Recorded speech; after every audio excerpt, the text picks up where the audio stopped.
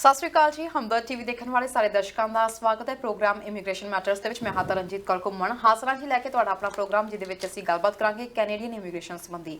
ਸੋ ਨਵਾਂ ਸਾਲ ਆ ਚੁੱਕਿਆ ਹੈ, ਜਿਹਦੇ ਵਿੱਚ ਕੈਨੇਡੀਅਨ ਇਮੀਗ੍ਰੇਸ਼ਨ ਦੇ ਵਿੱਚ ਕਿਹੜੀਆਂ ਨਵੀਆਂ ਹਲਚਲ ਦੇਖਣ ਨੂੰ ਮਿਲ ਰਹੀਆਂ ਨੇ, ਕਿੰਨੇ ਕਿਸ ਵਾਰੀ ਇਮੀਗ੍ਰੈਂਟਸ ਬੁਲਾਉਣੇ ਨੇ, ਪਿਛਲੇ ਸਾਲ ਦੇ ਵਿੱਚ ਕਿੰਨੇ ਕਿ ਇਮੀਗ੍ਰੈਂਟਸ ਬੁਲਾਏ ਗਏ ਨੇ, ਇਸ ਵਾਰੀ 2023 ਦੇ ਵਿੱਚ ਅਸੀਂ ਕੀ ਉਮੀਦਾਂ ਲਗਾ ਸਕਦੇ ਹਾਂ ਕੈਨੇਡੀਅਨ ਇਮੀਗ੍ਰੇਸ਼ਨ ਤੋਂ, ਕਿਹੜੇ ਡਰਾਅ ਇਸ ਵਕਤ ਆ ਚੁੱਕੇ ਨੇ, ਕਿਹੜੀਆਂ ਇਸ ਵਕਤ ਪਾਇਲਟ ਪ੍ਰੋਗਰਾਮਸ ਜਿਹੜੀਆਂ ਉਹਦੀਆਂ ਐਪਲੀਕੇਸ਼ਨਸ ਲਈਆਂ ਜਾ ਰਹੀਆਂ ਨੇ, ਅੱਜ ਸਾਰੀ ਜਾਣਕਾਰੀ ਦੇਵਾਂਗੇ। ਇਸ ਤੋਂ ਇਲਾਵਾ 2023 ਦੇ ਵਿੱਚ ਤੁਸੀਂ ਆਪਣੇ ਭਵਿੱਖ ਬਾਰੇ ਸੋਚ ਰਹੇ ਹੋ ਕਿ ਕੈਨੇਡਾ ਵਿੱਚ ਤੁਹਾਡਾ ਕਿਸ ਤਰੀਕੇ ਦਾ ਭਵਿੱਖ ਹੋ ਸਕਦਾ, ਆਪਣੀ ਪ੍ਰੋਫਾਈਲ ਡਿਸਕਸ ਕਰਨਾ ਚਾਹੁੰਦੇ ਹੋ, ਜਾਂ ਫਿਰ ਕੇਸ 'ਚ ਰਿਫਿਊਜ਼ਲ ਆ ਗਈ ਹੈ, ਜਾਂ ਅਜੇ ਤੱਕ ਐਪਲੀਕੇਸ਼ਨ ਦੇ ਬਾਰੇ ਵਿੱਚ ਹੀ ਪਤਾ ਨਹੀਂ ਲੱਗ ਰਿਹਾ, ਸਾਨੂੰ ਅੱਜ ਦੇ ਲਾਈਵ ਪ੍ਰੋਗਰਾਮ 'ਚ ਕਾਲ ਕਰ ਸਕਦੇ ਹੋ ਤੁਹਾਡੇ ਸਵਾਲਾਂ ਦੇ ਜਵਾਬ ਦੇਣ ਲਈ ਤੇ ਅੱਜ ਦੇ ਮੁੱਦਿਆਂ ਉੱਤੇ ਗੱਲਬਾਤ ਕਰਨ ਲਈ। ਸਾਡੇ ਨਾਲ ਜੁੜ ਚੁੱਕੇ ਨੇ ਜੀ ICC ਇਮੀਗ੍ਰੇਸ਼ਨ ਤੋਂ ਮਿਸਟਰ ਮਨੂ ਦੱਤਾ ਜੀ। ਸਵਾਗਤ ਹੈ ਸਰ।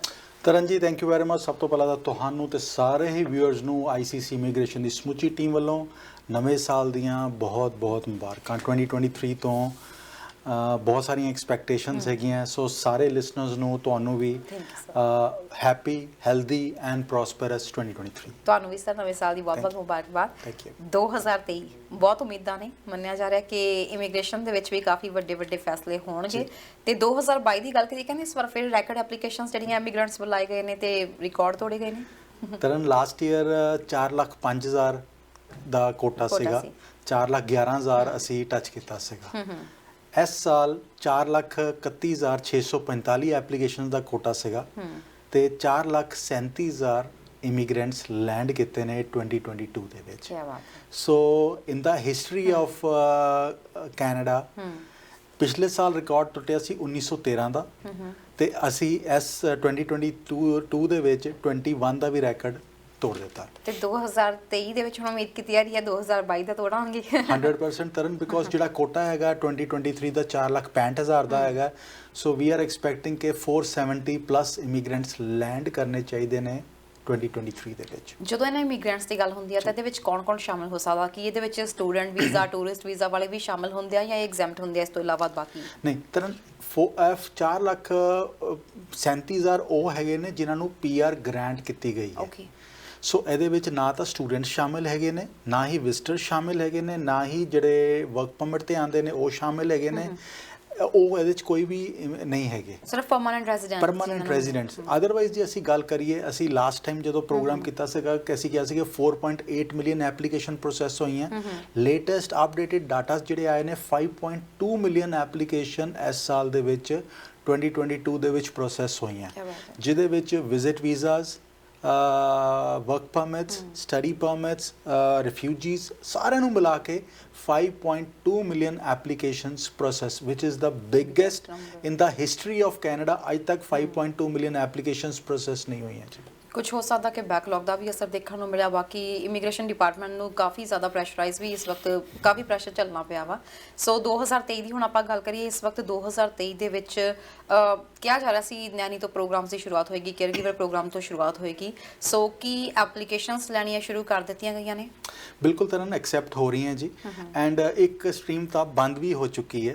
ਸੋ ਕੇਅਰ ਗਿਵਰ ਦੇ ਵਿੱਚ 2 ਸਟਰੀਮਸ ਹੈਗੀਆਂ, ਰਾਈਟ। ਇੱਕ ਤਾਂ ਹੈਗੀ ਹੈ ਚਾਈਲਡ ਕੇਅਰ, ਇੱਕ ਹੈਗੀ ਹੈ ਹੋਮ ਸਪੋਰਟ ਵਰਕਰ। ਹੁਣ ਚਾਈਲਡ ਕੇਅਰ ਦੇ ਅੰਦਰ ਵੀ 2 ਸਟਰੀਮਸ ਹੈਗੀਆਂ, ਇੱਕ ਹੈਗੀ ਹੈ ਬਿਨਾਂ ਐਕਸਪੀਰੀਅੰਸ ਦੇ ਤੇ ਇੱਕ ਹੈਗੇ ਨੇ ਜਿਹੜੇ 2 ਸਾਲ ਦੇ ਐਕਸਪੀਰੀਅੰਸ ਲੈ ਕੇ ਬੈਠੇ ਹੋਏ ਨੇ। ਇਸੇ ਤਰ੍ਹਾਂ ਹੋਮ ਸਪੋਰਟ ਦੇ ਵਿੱਚ ਜਿਹੜੇ 2 ਸਾਲ ਦੇ ਐਕਸਪੀਰੀਅੰਸ ਲੈ ਕੇ ਨੇ ਤੇ ਬਿਨਾਂ ਐਕਸਪੀਰੀਅੰਸ ਦੇ। ਸੋ ਆਹ 4 ਸਟਰੀਮਸ। ਸੋ ਦੋਨਾਂ ਸਟਰੀਮਾਂ ਦੇ ਵਿੱਚ ਜਿਹੜਾ ਬਿਨਾਂ ਐਕਸਪੀਰੀਅੰਸ ਵਾਲੀ ਸਟਰੀਮ ਸੀ, ਉਹਦੇ ਵਿੱਚ 1650 ਐਪਲੀਕੇਸ਼ਨ ਲਿੱਤੀਆਂ ਜਾਣੀਆਂ ਸੀਗੀਆਂ ਹੋਮ ਚਾਈਲਡ ਕੇਅਰ ਦੇ ਵਿੱਚ। ਉਹ ਕੋਟਾ ਬੰਦ ਹੋ ਚੁੱਕਾ ਹੈ। ਸੋ 1100 ਐਪਲੀਕੇਸ਼ਨ ਜਿਹੜੀਆਂ ਵਿਦ ਐਕਸਪੀਰੀਅੰਸ ਵਾਲੀਆਂ ਹੈਗੀਆਂ ਚਾਈਲਡ ਕੇਅਰ ਦੇ ਵਿੱਚ, ਉਹ ਜਾਣੀਆਂ ਹੈਗੀਆਂ। ਸੋ ਉਹ ਐਪਲੀਕੈਂਟਸ ਜਿਨ੍ਹਾਂ ਨੇ ਹੋਮ ਸਪੋਰਟ ਦੀਆਂ ਐਪਲੀਕੇਸ਼ਨਸ ਪੁੱਟ ਅਪ ਕਰਨੀਆਂ ਜਾਂ ਜਿਨ੍ਹਾਂ ਦੇ ਕੋਲ 2-2 ਸਾਲ ਦਾ ਐਕਸਪੀਰੀਅੰਸ ਸੀਗਾ ਚਾਈਲਡ ਕੇਅਰ ਦੇ ਵਿੱਚ, ਉਹ ਹਲੇ ਵੀ ਐਪਲੀਕੇਸ਼ਨ ਜਾ ਸਕਦੀਆਂ ਹੈਗੀਆਂ। ਪਲੀਜ਼ ਮੇਕ ਸ਼ੋਰ ਦੇ ਚਾਈਲਡ ਕੇਅਰ ਦੇ ਵਿੱਚ ਐਪਲੀਕੇਸ਼ਨ ਲਗਾਉਣੀ ਹੈਗੀ ਤੇ ਡੂ ਇਟ ASAP, ਪ੍ਰੋਵਾਈਡਡ ਤੁਹਾਡੇ ਕੋਲ 2 ਸਾਲ ਦਾ ਤਜਰਬਾ ਹੈਗਾ ਆ ਜੀ। ਜਦੋਂ ਆਪਾਂ ਚਾਈਲਡ ਕੇਅਰ ਦੀ ਗੱਲ ਕਰਦੇ ਹਾਂ, ਇਸ ਵਾਰੀ ਮਤਲਬ ਨਵੇਂ ਸਾਲ ਦੇ ਵਿੱਚ ਕੁਝ ਨਵੀਆਂ ਤਬਦੀਲੀਆਂ ਦੇਖਣ ਨੂੰ ਮਿਲੀਆਂ ਨੇ। ਕਦੋਂ ਤੱਕ ਤੁਹਾਨੂੰ ਲੱਗਦਾ ਕਿ ਜਿਹੜੇ ਇੱਥੇ ਕੈਨੇਡਾ ਦੇ ਵਿੱਚ ਜਿਨ੍ਹਾਂ ਕੋਲ 2 ਸਾਲ ਦੇ ਐਕਸਪੀਰੀਅੰਸ ਹੋ ਚੁੱਕੇ ਆ, ਕਿ ਉਹ ਇਸ ਦੇ ਅੰਡਰ ਹੁਣ ਆਪਣਾ PR ਦੇ ਲਈ ਅੱਗੇ ਪ੍ਰੋਸੈਸ ਅਪਲਾਈ ਕਰ ਸਕਦੇ ਨੇ? ਬਿਲਕੁਲ ਤਰਨ ਜੀ, ਉਹਨਾਂ ਦੀ ਐਪਲੀਕੇਸ਼ਨ ਹੁਣ ਪਰਮਾਨੈਂਟ ਰੈਜ਼ੀਡੈਂਸੀ ਵਾਸਤੇ ਮੂਵ ਹੋ ਜਾਏਗੀ। ਐਂਡ ਉਹਨਾਂ ਦੀ ਹੁਣ ਬਿਕੋਜ਼ ਆ ਜਿਹੜਾ ਪਾਇਲਟ ਸ਼ੁਰੂ ਕੀਤਾ ਗਿਆ ਸੀਗਾ ਇਹਦੇ ਫੈਮਿਲੀ ਦੀ ਰੀਯੂਨੀਫਿਕੇਸ਼ਨ ਤਾਂ ਪਹਿਲੇ ਦਿਨ ਤੋਂ ਹੀ ਸ਼ੁਰੂ ਹੋ ਜਾਂਦੀ ਸੀਗੀ ਬਿਕੋਜ਼ ਫੈਮਿਲੀ ਦਾ ਵੀਜ਼ਾ ਸਪਾਊਸਸ ਦਾ ਵੀਜ਼ਾ ਵਰਕ ਪਰਮਿਟ ਬੱਚਿਆਂ ਦਾ ਸਟੱਡੀ ਪਰਮਿਟਸ ਫਰਮ ਡੇ 1 ਹੀ ਗ੍ਰਾਂਟ ਹੋ ਰਿਹਾ ਸੀਗਾ ਸੋ ਸਾਰੀ ਫੈਮਿਲੀ ਨੂੰ ਇਕੱਠੇ ਹੀ integration into the Canadian system and Canadian society from day 1 ਸ਼ੁਰੂ ਹੋ ਗਿਆ ਸੀਗਾ ਸੋ ਜਿਨ੍ਹਾਂ ਦੇ 2-2 ਸਾਲ ਐਕਸਪੀਰੀਅੰਸ ਹੋ ਗਏ ਆ ਉਹ ਰਾਈਟ ਅਵੇ ਹੁਣ ਉਹਨਾਂ ਦੀ ਪੀਆਰ ਦੀ ਐਪਲੀਕੇਸ਼ਨ ਪ੍ਰੋਵਾਈਡ ਹੋ ਜਾਏਗੀ ਪ੍ਰੋਵਾਈਡਡ ਉਹਨਾਂ ਦੇ 2-2 ਸਾਲ ਦੇ ਐਕਸਪੀਰੀਅੰਸ ਹੋ ਚੁੱਕੇ ਨੇ ਐਂਡ ਉਹ ਪ੍ਰੂਫਸ ਵੀ ਮੰਗੇ ਜਾ ਸਕਦੇ ਨੇ ਜੀ ਤੇ ਸਰ ਇਸ ਦੇ ਨਾਲ ਹੀ ਇਹ ਵੀ ਮੰਨਿਆ ਜਾ ਰਿਹਾ ਸੀ ਹਜੇ ਤੱਕ ਐਕਸਪ੍ਰੈਸ ਐਂਟਰੀ ਦਾ ਡਰਾ ਨਹੀਂ ਨਿਕਲਿਆ ਹੈਗਾ ਮੰਨਿਆ ਜਾ ਰਿਹਾ ਸੀ ਕਿ ਨਵੇਂ ਸਾਲ ਦੀ ਸ਼ੁਰੂਆਤ 'ਚ ਪਹਿਲੇ ਵੀਕ 'ਚ ਸ਼ਾਇਦ ਚਾਂਸਸ ਹੋਣ ਬਿਲਕੁਲ ਤਰਨ ਜੀ ਅਸੀਂ ਵੀ ਐਕਸਪੈਕਟ ਕਰ ਰਹੇ ਸੀਗੇ ਕਿ ਅੱਜ ਡਰਾ ਆਉਣਾ ਚਾਹੀਦਾ ਸੀਗਾ ਐਂਡ ਹੋ ਸਕਦਾ ਕਿ ਪ੍ਰੋਗਰਾਮ ਦੇ during we might receive a news के draw आज अनाउंस हो गया कि we are expecting 491 तो ऊपर स्कोर जाएगा ਜਿਹੜਾ फर्स्ट मंथ ਦਾ जनवरी ਦਾ ਪਹਿਲਾ ਸਕੋਰ ਜਾਏਗਾ but let's wait and watch during the process of the program ਤੇ ਕੀ ਅਸੀਂ ਐਕਸਪੈਕਟ ਕਰ ਸਕਦੇ ਹਾਂ ਕਿ ਇਹ ਪ੍ਰੋਫੈਸ਼ਨ ਇਨ ਡਿਮਾਂਡ ਉਹਨੂੰ ਨਜ਼ਰੀਆ ਰੱਖ ਕੇ ਮੱਦੇ ਨਜ਼ਰ ਰੱਖ ਕੇ ਡਰਾ ਕੱਢਿਆ ਜਾਏਗਾ ਜਿਵੇਂ ਗੱਲ ਹੋ ਰਹੀ ਸੀ ਜੇ ਤਰਨ ਅੱਜ ਡਰਾ ਨਹੀਂ ਹੁੰਦਾ ਤੇ ਐਸੇ ਨੂੰ ਰੱਖ ਕੇ ਵੇਟ ਹੋਏਗੀ ਪ੍ਰੋਬੇਬਲੀ ਬਿਕੋਜ਼ ਸਿਸਟਮ ਨੂੰ ਅਪਡੇਟ ਹੋ ਰਿਹਾ ਸੀਗਾ ਐਂਡ ਬਹੁਤ ਸਾਰੀਆਂ ਚੀਜ਼ਾਂ ਬਹੁਤ ਸਾਰੀ ਨਵੇਂ ਇੰਪਲੀਮੈਂਟੇਸ਼ਨਸ ਇਸ ਪ੍ਰੋਗਰਾਮ ਦੇ ਵਿੱਚ ਹੋ ਰਹੇ ਨੇ ਸੋ ਪਹਿਲਾਂ ਤਾਂ ਜਿਹੜੇ ਨੌਕ ਅਪਡੇਟਸ ਹੋਏ ਆ ਟੀਅਰ ਸਿਸਟਮ ਦੇ ਵਿੱਚ ਅਸੀਂ ਗਏ ਆ ਤੇ ਉਹ ਉਸ ਚੀਜ਼ ਨੇ ਥੋੜਾ ਜਿਹਾ ਡਿਲੇ ਕੀਤਾ ਸੀਗਾ ਹੁਣ ਜੇ ਆਕੂਪੇਸ਼ਨ ਸਪੈਸਿਫਿਕ ਡਰਾਜ਼ ਹੁੰਦੇ ਨੇ ਇਹ ਵੀ ਹੋ ਸਕਦਾ ਇੱਕ ਹਫਤਾ ਹੋਰ ਡਿਲੇ ਕਰ ਦੇਣ for next week onwards we might see the draws happening sir ਜਦੋਂ ਆਪਾਂ ਗੱਲ ਕੀਤੀ ਸੀਗੀ ਸੈਪਟੈਂਬਰ ਅਕਤੂਬਰ ਨਵੰਬਰ ਉਸ ਦੌਰਾਨ ਇਹ ਕਿਹਾ ਜਾ ਰਿਹਾ ਸੀਗਾ ਕਿ ਸਟੂਡੈਂਟ ਵੀਜ਼ਾਸ ਦੇ ਵਿੱਚ ਕਾਫੀ ਜ਼ਿਆਦਾ ਰਿਫਿਊਜ਼ਲ ਵਧੀਆਂ ਨੇ ਪਰ ਅਚਾਨਕ ਦਸੰਬਰ ਦੇ ਵਿੱਚ ਕਾਫੀ ਜ਼ਿਆਦਾ ਜਿਹੜੇ ਆ ਸਟੂਡੈਂਟ ਵੀਜ਼ਾ ਗ੍ਰਾਂਟ ਕੀਤੇ ਗਏ ਨੇ ਸੋ ਆਉਣ ਵਾਲੇ ਸਮੇਂ ਦੇ ਵਿੱਚ ਹੁਣ ਜਨਵਰੀ ਇਨਟੇਕ ਵਾਲੇ ਤਾਂ ਆ ਚੁੱਕੇ ਨੇ ਹੁਣ ਕਿਹੜੇ ਇਨਟੇਕ ਦੀ ਚੱਲਦੀ ਪਈ ਹੈ ਤੇ ਸਟੂਡੈਂਟਸ ਦੀ ਇੱਕ ਸਟਰੀਮ ਹੈਗੀ ਆ ਐਸਟੀਐਸ ਸਟਰੀਮ ਇਹ ਕੀ ਸਟਰੀਮ ਹੈ ਓਕੇ ਤਰਨ ਤਕਰੀਬਨ 7.5 ਲੱਖ ਸਟੂਡੈਂਟ ਕੈਨੇਡਾ ਹਰ ਸਾਲ ਪੜਨ ਵਾਸਤੇ ਆਂਦਾ ਹੈ 7.5 ਲੱਖ 7.5 ਲੱਖ ਕੋਵਿਡ ਦੇ ਡਿਊਰਿੰਗ ਆ ਟਾਈਮ ਥੋੜਾ ਜਿਹਾ ਨੰਬਰਸ ਥੱਲੇ ਚਲੇ ਗਏ ਸੀਗੇ ਬਿਕੋਜ਼ ਵੀਜ਼ਾ ਐਮਬੈਸੀਜ਼ ਨੇ ਬੰਦ ਕਰ ਆਪਰੇਟ ਹੋਣਾ ਹੀ ਬੰਦ ਹੋ ਗਿਆ ਸੀਗਾ ਸੋ ਐਸੇ ਵਾਸਤੇ ਵਿਦ ਇਨ ਕੈਨੇਡਾ ਐਪਲੀਕੈਂਟਸ ਨੂੰ ਫੋਕਸ ਹੋ ਗਿਆ ਸੀਗਾ ਕਿ ਵਿਦ ਇਨ ਕੈਨੇਡਾ ਜੇ ਤੁਸੀਂ ਹੈਗੇ ਹੋ ਤੁਸੀਂ ਆਪਣਾ ਸਟੇਟਸ ਚੇਂਜ ਕਰਵਾ ਸਕਦੇ ਹੋ ਸਟੂਡੈਂਟ ਤੇ ਜਾਣਾ ਹੈ ਵਰਕ ਪਰਮਿਟ ਤੇ ਜਾਣਾ ਤੇ ਤੁਹਾਡੇ ਕੋਲ ਉਹ ਓਪਰਚੁਨਿਟੀ ਐਗਜ਼ਿਸਟ ਕਰਦੀ ਪਈ ਸੀਗੀ SDS ਸਟਰੀਮ ਇੱਕ ਸਟੂਡੈਂਟ ਡਾਇਰੈਕਟ ਸਟਰੀਮ ਹੈਗੀ ਹੈ ਸੋ ਬੇਸਿਕਲੀ ਕੁਝ ਕੰਟਰੀਜ਼ ਨੂੰ ਪਾਇਲਟ ਦੇ ਤੌਰ ਤੇ ਸ਼ੁਰੂ ਕੀਤਾ ਗਿਆ ਸੀਗਾ ਕਿ ਅਸੀਂ ਪਾਇਲਟ ਦੇ ਤੌਰ ਤੇ ਸ਼ੁਰੂ ਕਰੀਏ ਕਿ ਆ ਪ੍ਰੋਗਰਾਮ ਦਾ ਰਿਜ਼ਲਟ ਕੀ ਆਂਦਾ ਸੋ SDS ਸਟਰੀਮ ਦੇ ਵਿੱਚ ਐਪਲੀਕੇਸ਼ਨਸ ਜਿਹੜੀਆਂ ਹੈਗੀਆਂ 3 ਵੀਕਸ ਦੇ ਅੰਦਰ ਪ੍ਰੋਸੈਸ ਹੋ ਰਹੀਆਂ ਸੀਗੀਆਂ ਸੋ ਆ ਸ਼ੁਰੂ ਜਦੋਂ ਹੋਇਆ ਸੀਗਾ ਤੇ ਇੰਡੀਆ ਐਂਡ ਚਾਈਨਾ ਵਰ ਦਾ ਫਰਸਟ ਕੰਟਰੀਜ਼ ਜਿਹਦੇ ਤੇ ਫੋਕਸ ਕੀਤਾ ਗਿਆ ਸੀਗਾ ਉਸ ਤੋਂ ਬਾਅਦ ਵੀਅਤਨਾਮ ਐਡ ਕੀਤਾ ਗਿਆ ਪਾਕਿਸਤਾਨ ਵੀ ਐਡ ਕੀਤਾ ਗਿਆ ਨਾਈਜੀਰੀਆ ਵੀ ਐਡ ਕੀਤਾ ਗਿਆ ਸੋ ਕਾਫੀ ਸਾਰੀਆਂ ਮੋਰੋਕੋ ਐਡ ਕੀਤਾ ਗਿਆ ਸੋ ਕਾਫੀ ਸਾਰੀ ਹੋਰ ਕੰਟਰੀਜ਼ ਵੀ ਐਡ ਕੀਤੀਆਂ ਗਈਆਂ ਸੀਗੀਆਂ ਸਟੂਡੈਂਟ ਡਾਇਰੈਕਟ ਸਟਰੀਮ ਦੇ ਵਿੱਚ ਸਟੂਡੈਂਟ ਡਾਇਰੈਕਟ ਸਟਰੀਮ ਦੇ ਵਿੱਚ ਕੀ ਹੈਗਾ ਕਿ ਤੁਸੀਂ ਜੇ ਇਸ ਸਟਰੀਮ ਦੇ ਵਿੱਚ ਆਣਾ ਹੈ ਕਿ ਤੁਹਾਡੀ ਐਜੂਕੇਸ਼ਨ ਦੀ ਕੁਝ ਰਿਕੁਆਇਰਮੈਂਟਸ ਮੀਟ ਹੋਣੀਆਂ ਚਾਹੀਦੀਆਂ ਤੁਹਾਡੀ ਲੈਂਗੁਏਜ ਦੀਆਂ ਕੁਝ ਰਿਕੁਆਇਰਮੈਂਟਸ ਮੀਟ ਹੋਣੀਆਂ ਚਾਹੀਦੀਆਂ ਉਹਦੇ ਨਾਲ ਤੁਸੀਂ GIC ਦੇ ਵਿੱਚ $10,000 ਤੁਹਾਡੇ ਕੋਲ ਹੋਣਾ ਚਾਹੀਦਾ ਸੋ ਆ 3-4 ਰਿਕੁਆਇਰਮੈਂਟ ਸੀਗੀਆਂ ਸਟੂਡੈਂਟ ਡਾਇਰੈਕਟ ਸਟਰੀਮ ਦੇ ਵਿੱਚ ਐਪਲੀਕੇਸ਼ਨ ਲਗਾਉਣ ਦੀਆਂ ਸੋ ਉਹਦਾ ਰਿਜ਼ਲਟ ਬਹੁਤ ਅੱਛਾ ਜਾ ਰਿਹਾ ਸੀਗਾ ਐਂਡ ਹਾਲੇ ਵੀ ਅੱਜ ਦੀ ਤਰੀਕ ਦੇ ਵਿੱਚ ਬਹੁਤ ਅੱਛਾ ਰਿਜ਼ਲਟ ਹੈ ਤੁਹਾਨੂੰ ਯਾਦ ਹੋਵੇਗਾ ਜਦੋਂ ਤੁਸੀਂ ਲਾਸਟ ਟਾਈਮ ਵੀ ਮੈਨੂੰ ਸਵਾਲ ਕੀਤਾ ਸੀਗਾ ਸਟੂਡੈਂਟਸ ਦੇ ਉੱਤੇ ਕਿ ਰਿਫਿਊਜ਼ਲਸ ਬਹੁਤ ਆ ਰਹੀਆਂ ਮੈਂ ਤੁਹਾਨੂੰ ਇਹੀ ਕਿਹਾ ਸੀਗਾ ਕਿ ਜੇ ਅਸੀਂ ਇੰਡੀਆ ਦਾ ਵੀ ਇੱਕ quota India is the number 1 source country of students as well to Canada but ਇਹ ਨਹੀਂ ਕਿ ਹਰ ਇੱਕ ਸਟੂਡੈਂਟ ਨੂੰ ਹੀ ਵੀਜ਼ਾ ਗ੍ਰਾਂਟ ਕੀਤਾ ਜਾਏਗਾ ਸੋ 2.5 ਲੱਖ ਤੋਂ ਜ਼ਿਆਦਾ ਸਟੂਡੈਂਟ ਸਿਰਫ ਇੰਡੀਆ ਤੋਂ ਆ ਰਹੇ ਨੇ ਸੋ ਜੇ ਇੰਨੀ ਵੱਡੀ 7.5 ਲੱਖ ਦੇ ਵਿੱਚੋਂ ਅਸੀਂ 33% ਤੋਂ 40% ਸਟੂਡੈਂਟਸ ਅਸੀਂ ਇੰਡੀਆ ਕੇਟਰ ਕਰ ਰਿਹਾ ਹੈਗਾ ਤਾਂ ਬਾਕੀ ਕੰਟਰੀਜ਼ ਤੋਂ ਵੀ ਤੇ ਸਟੂਡੈਂਟਸ ਆਣੇ ਹੈਗੇ ਨੇ ਸੋ ਹਰ ਸਟੂਡੈਂਟ ਨੂੰ ਵੀਜ਼ਾ ਨਹੀਂ ਮਿਲਣਾ ਸੋ ਆ ਅਸੀਂ ਸੋਚ ਕੇ ਚੱਲੀਏ ਜਿਹੜੇ ਅੱਛੇ ਸਟੂਡੈਂਟਸ ਹੋਣਗੇ ਉਹਨਾਂ ਨੂੰ ਜ਼ਰੂਰ ਵੀਜ਼ਾ ਗ੍ਰਾਂਟ ਕੀਤਾ ਜਾਏਗਾ 2000 ਜੇ ਆਪਾਂ 22 ਦੀ ਗੱਲ ਕਰੀਏ ਤਾਂ PR ਦੇ ਲਈ ਸਕੋਰ ਕਾਫੀ ਉੱਪਰ ਰਹੇ ਨੇ ਹਾਲਾਂਕਿ ਕੁਝ ਉਸ ਤੋਂ ਪਿਛਲੇ ਟਾਈਮ ਦੀ ਗੱਲ ਕੀਤੀ ਜਾਵੇ ਤਾਂ ਕਾਫੀ ਥੱਲੋਂ ਵੀ ਸਕੋਰ ਜਿਹੜੇ ਆ ਪਿਕ ਕੀਤੇ ਗਏ ਸੀ ਪਰ ਜੇ 2023 ਦੀ ਗੱਲ ਕੀਤੀ ਜਾਵੇ ਤਾਂ PR ਨੂੰ ਲੈ ਕੇ 2023 ਕਿਸ ਤਰੀਕੇ ਦਾ ਰਹੇਗਾ Tarn it will B an amazing year expect ਕੀਤਾ ਜਾ ਰਿਹਾ ਕਿ 80,000 ਤੋਂ 1 ਲੱਖ ਐਕਸਪ੍ਰੈਸ ਐਂਟਰੀ ਤੇ ਪ੍ਰੋਫਾਈਲਸ ਪਿਕ ਹੋਣਗੇ ਓਕੇ ਐਂਡ ਹਾਲੇ ਤੱਕ ਜੇ ਦੇਖਿਆ ਜਾਏ ਤੇ 2.5 ਲੱਖ ਤੋਂ ਉੱਪਰ ਪ੍ਰੋਫਾਈਲਸ ਇਸ ਟਾਈਮ ਸਿਸਟਮ ਦੇ ਵਿੱਚ ਪਿਆ ਹੋਇਆ 490 ਪੁਆਇੰਟ ਤੋਂ ਉੱਪਰ ਤਕਰੀਬਨ 9,500 ਪ੍ਰੋਫਾਈਲਸ ਹੈਗਾ ਇਸ ਟਾਈਮ ਤੇ ਸੋ ਮੈਂ ਤਾਂ ਕਹਿ ਰਿਹਾ ਕਿ ਪਹਿਲੇ ਹੋ ਸਕਦਾ ਪਹਿਲੇ ਡਰਾਜ਼ ਜਿਹੜੇ ਹੈਗੇ ਨੇ ਬਿਕੋਜ਼ ਦਸੰਬਰ ਦੇ ਡਰਾ ਆਊਟ ਨਹੀਂ ਹੋਏ ਤਾਂ ਸਕੋਰ ਹੋ ਸਕਦਾ 490 ਤੋਂ ਉੱਪਰ ਜਾਵੇ ਪਹਿਲੇ 2 ਡਰਾਜ਼ ਦਾ ਉਸ ਤੋਂ ਬਾਅਦ 480s ਦੇ ਵਿੱਚ ਫੈਬਰੀ ਦੇ ਡਰਾ ਜਾਣ ਦੀ ਉਮੀਦ ਹੈਗੀ ਹੈ ਬਟ ਹੁਣ ਕੱਲਾ ਪੁਆਇੰਟ ਸਿਸਟਮ ਦੇ ਉੱਤੇ ਡਰਾਜ਼ ਨਹੀਂ ਹੋਣਗੇ ਤਰਨ ਜੀ। ਜੇ ਆਕੂਪੇਸ਼ਨ ਸਪੈਸੀਫਿਕ ਡਰਾਜ਼ ਹੁੰਦੇ ਨੇ ਤੇ ਹੋ ਸਕਦਾ ਉੱਪਰਲਾ ਡਰਾ ਜੇ 490 ਤੇ ਹੈਗਾ, ਥੱਲੇ ਵਾਲਾ ਡਰਾ ਹੋ ਸਕਦਾ 435 ਤੇ ਵੀ ਪਿਕ ਹੋਵੇ। ਐਸੇ ਵਾਸਤੇ ਮੈਂ ਕਹਿਣਾ ਪਿਆ ਕਿ ਅੱਜ ਦੀ ਤਰੀਕ ਦੇ ਵਿੱਚ ਹਰ ਐਪਲੀਕੈਂਟ ਨੂੰ ਜਿਹੜਾ ਕੈਨੇਡਾ ਆਉਣ ਵਾਸਤੇ ਇੰਟਰਸਟਿਡ ਹੈਗਾ ਆ, ਬਿਕੋਜ਼ ਆਈਟੀ ਦੇ ਉੱਤੇ ਬਹੁਤ ਸਾਰਾ ਫੋਕਸ ਬਣਿਆ ਹੋਇਆ, ਬਿਕੋਜ਼ ਕੈਨੇਡਾ ਚਾਹੁੰਦਾ ਕਿ ਜਿਸ ਤਰ੍ਹਾਂ ਸਿਲੀਕਨ ਵੈਲੀ ਯੂਐਸ ਦੇ ਵਿੱਚ ਹੈਗੀ, ਅਸੀਂ ਵੀ ਇੱਥੇ ਕੈਨੇਡਾ ਦੇ ਵਿੱਚ ਵੀ ਆਈਟੀ ਹਬਸ ਕ੍ਰੀਏਟ ਕਰ ਲਈਏ। ਓਨਟਾਰੀਓ ਚਾਹੁੰਦਾ ਮੈਂ ਆਪਣੇ ਕੋਲ ਕਰ ਲਵਾਂ, ਸੋ ਵਾਟਰਲੂ ਸਾਡੇ ਕੋਲ ਰੀਜਨ ਹੈ। ਇਸੇ ਤਰ੍ਹਾਂ BC ਚਾਹੁੰਦਾ ਕਿ ਉਹਨਾਂ ਕੋਲ ਵੀ ਆਈਟੀ ਹਬ ਹੋਵੇ। ਇਸੇ ਤਰ੍ਹਾਂ ਅਟਲਾਂਟਿਕ ਦੇ ਵਿੱਚ ਵੀ ਨੋਵਾ ਸਕੋਸ਼ੀਆ, ਨਿਊ ਬ੍ਰੰਸਵਿਕ ਚਾਹੁੰਦੇ ਨੇ ਕਿ ਉਹਨਾਂ ਕੋਲ ਵੀ ਇਹ ਹਬ ਹੋਣਗੇ। ਸੋ ਹਰ ਪ੍ਰੋਵਿੰਸ ਇਸ ਟਾਈਮ ਤੇ PNPs ਦੇ ਉੱਤੇ ਫੋਕਸ ਕਰਨਾ ਸ਼ੁਰੂ, ਉਹਨਾਂ ਨੇ ITs ਦੇ ਉੱਤੇ, ਸੌਫਟਵੇਅਰ ਦੇ ਉੱਤੇ, ਟੈਕਸ ਦੇ ਉੱਤੇ ਫੋਕਸ ਕਰਨਾ ਸ਼ੁਰੂ ਕਰ। ਅਲਬਰਟਾ ਪਹਿਲੇ ਹੀ ਇਸ ਟਾਈਮ ਤੇ ਟੈਕ ਡਰਾਜ਼ ਨੂੰ ਲੈ ਕੇ ਲੱਗਾ ਹੋਇਆ ਹੈ। ਹੁਣ ਦੂਸਰਾ ਡਰਾ ਜਿਹੜਾ ਫੋਕਸ ਆਉਣ ਵਾਲਾ ਹੈਗਾ, ਉਹ ਆਉਣ ਵਾਲਾ ਤਰਨ ਜੀ ਹੈਲਥ ਕੇਅਰ ਦੇ ਉੱਤੇ। ਸੋ ਨਾ ਕਿ ਇਕੱਲੇ ਡਾਕਟਰਸ, ਨਰਸਿਸ, ਫਿਜ਼ੀਓਥੈਰਾਪਿਸਟ, ਡੈਂਟਿਸਟ, ਸੋਨੋਗ੍ਰਾਫਰਸ, ਰੇਡੀਓਗ੍ਰਾਫਰਸ, ਹਰ ਇੱਕ ਆਕੂਪੇਸ਼ਨ ਹੈਲਥ ਰਿਲੇਟਡ ਉਹਨਾਂ ਦੇ ਉੱਤੇ ਵੀ ਫੋਕਸ ਆਉਣ ਵਾਲਾ।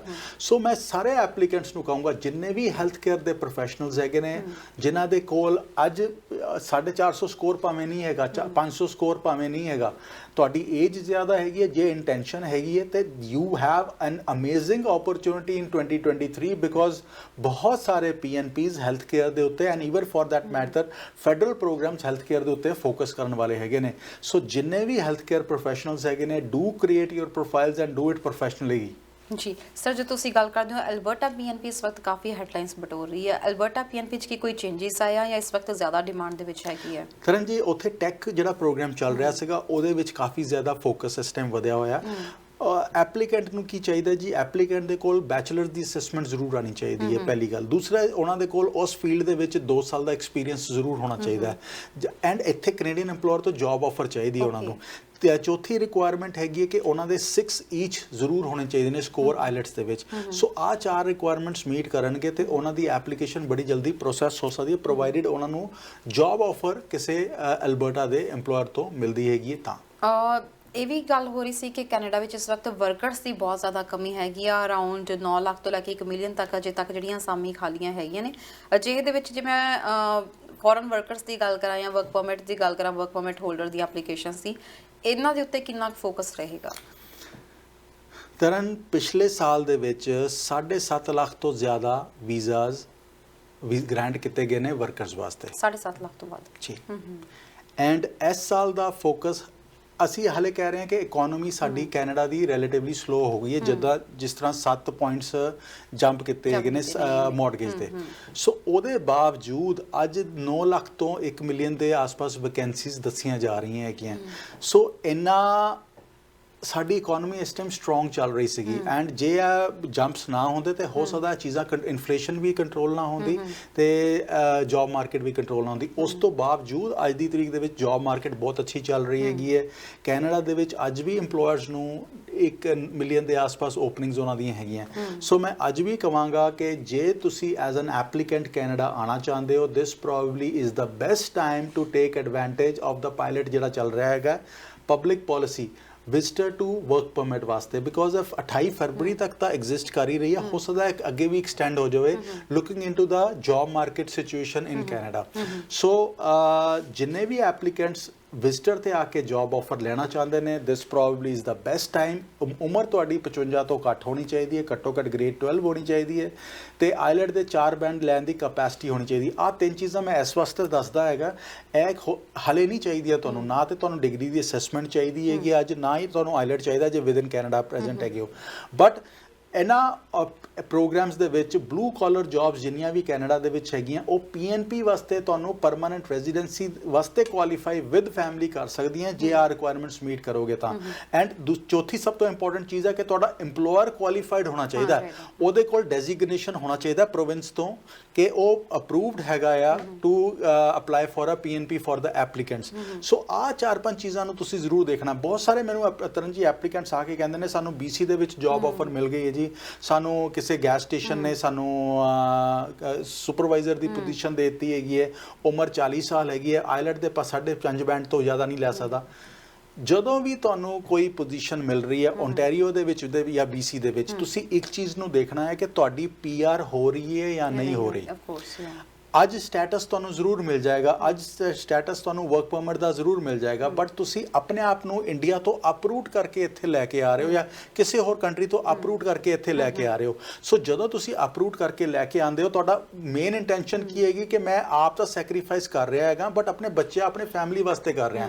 ਸੋ ਜੇ ਤੁਹਾਨੂੰ ਸਾਲ ਬਾਅਦ 2 ਸਾਲ ਬਾਅਦ 3 ਸਾਲ ਬਾਅਦ ਪਤਾ ਚੱਲਦਾ ਹੈ ਕਿ ਤੁਸੀਂ ਜੌਬ ਵੀ ਕਰ ਲਈ, ਤੁਸੀਂ ਸਟਰਗਲ ਵੀ ਕਰ ਲਿਆ, ਬਟ ਪੀਆਰ ਤੇ ਹਲੇ ਵੀ ਨਹੀਂ ਹੋਈ, ਪੀਐਨਪੀ ਦੇ ਵਿੱਚ ਤਾਂ ਤੁਸੀਂ ਪਿਕ ਹੀ ਨਹੀਂ ਹੋਏ, ਬਿਕੋਜ਼ ਪੀਐਨਪੀ ਦੇ ਵਿੱਚ ਓਨਟਾਰੀਓ ਦੇ ਵਿੱਚ ਵੀ BC ਦੇ ਵਿੱਚ ਵੀ ਪੁਆਇੰਟ ਸਿਸਟਮ ਹੈਗਾ, ਤੁਸੀਂ ਉਸ ਪੁਆਇੰਟ ਸਿਸਟਮ ਦੇ ਤਾਂ ਨੇੜੇ ਪਹੁੰਚੇ ਨਹੀਂ ਹੈਗੇ।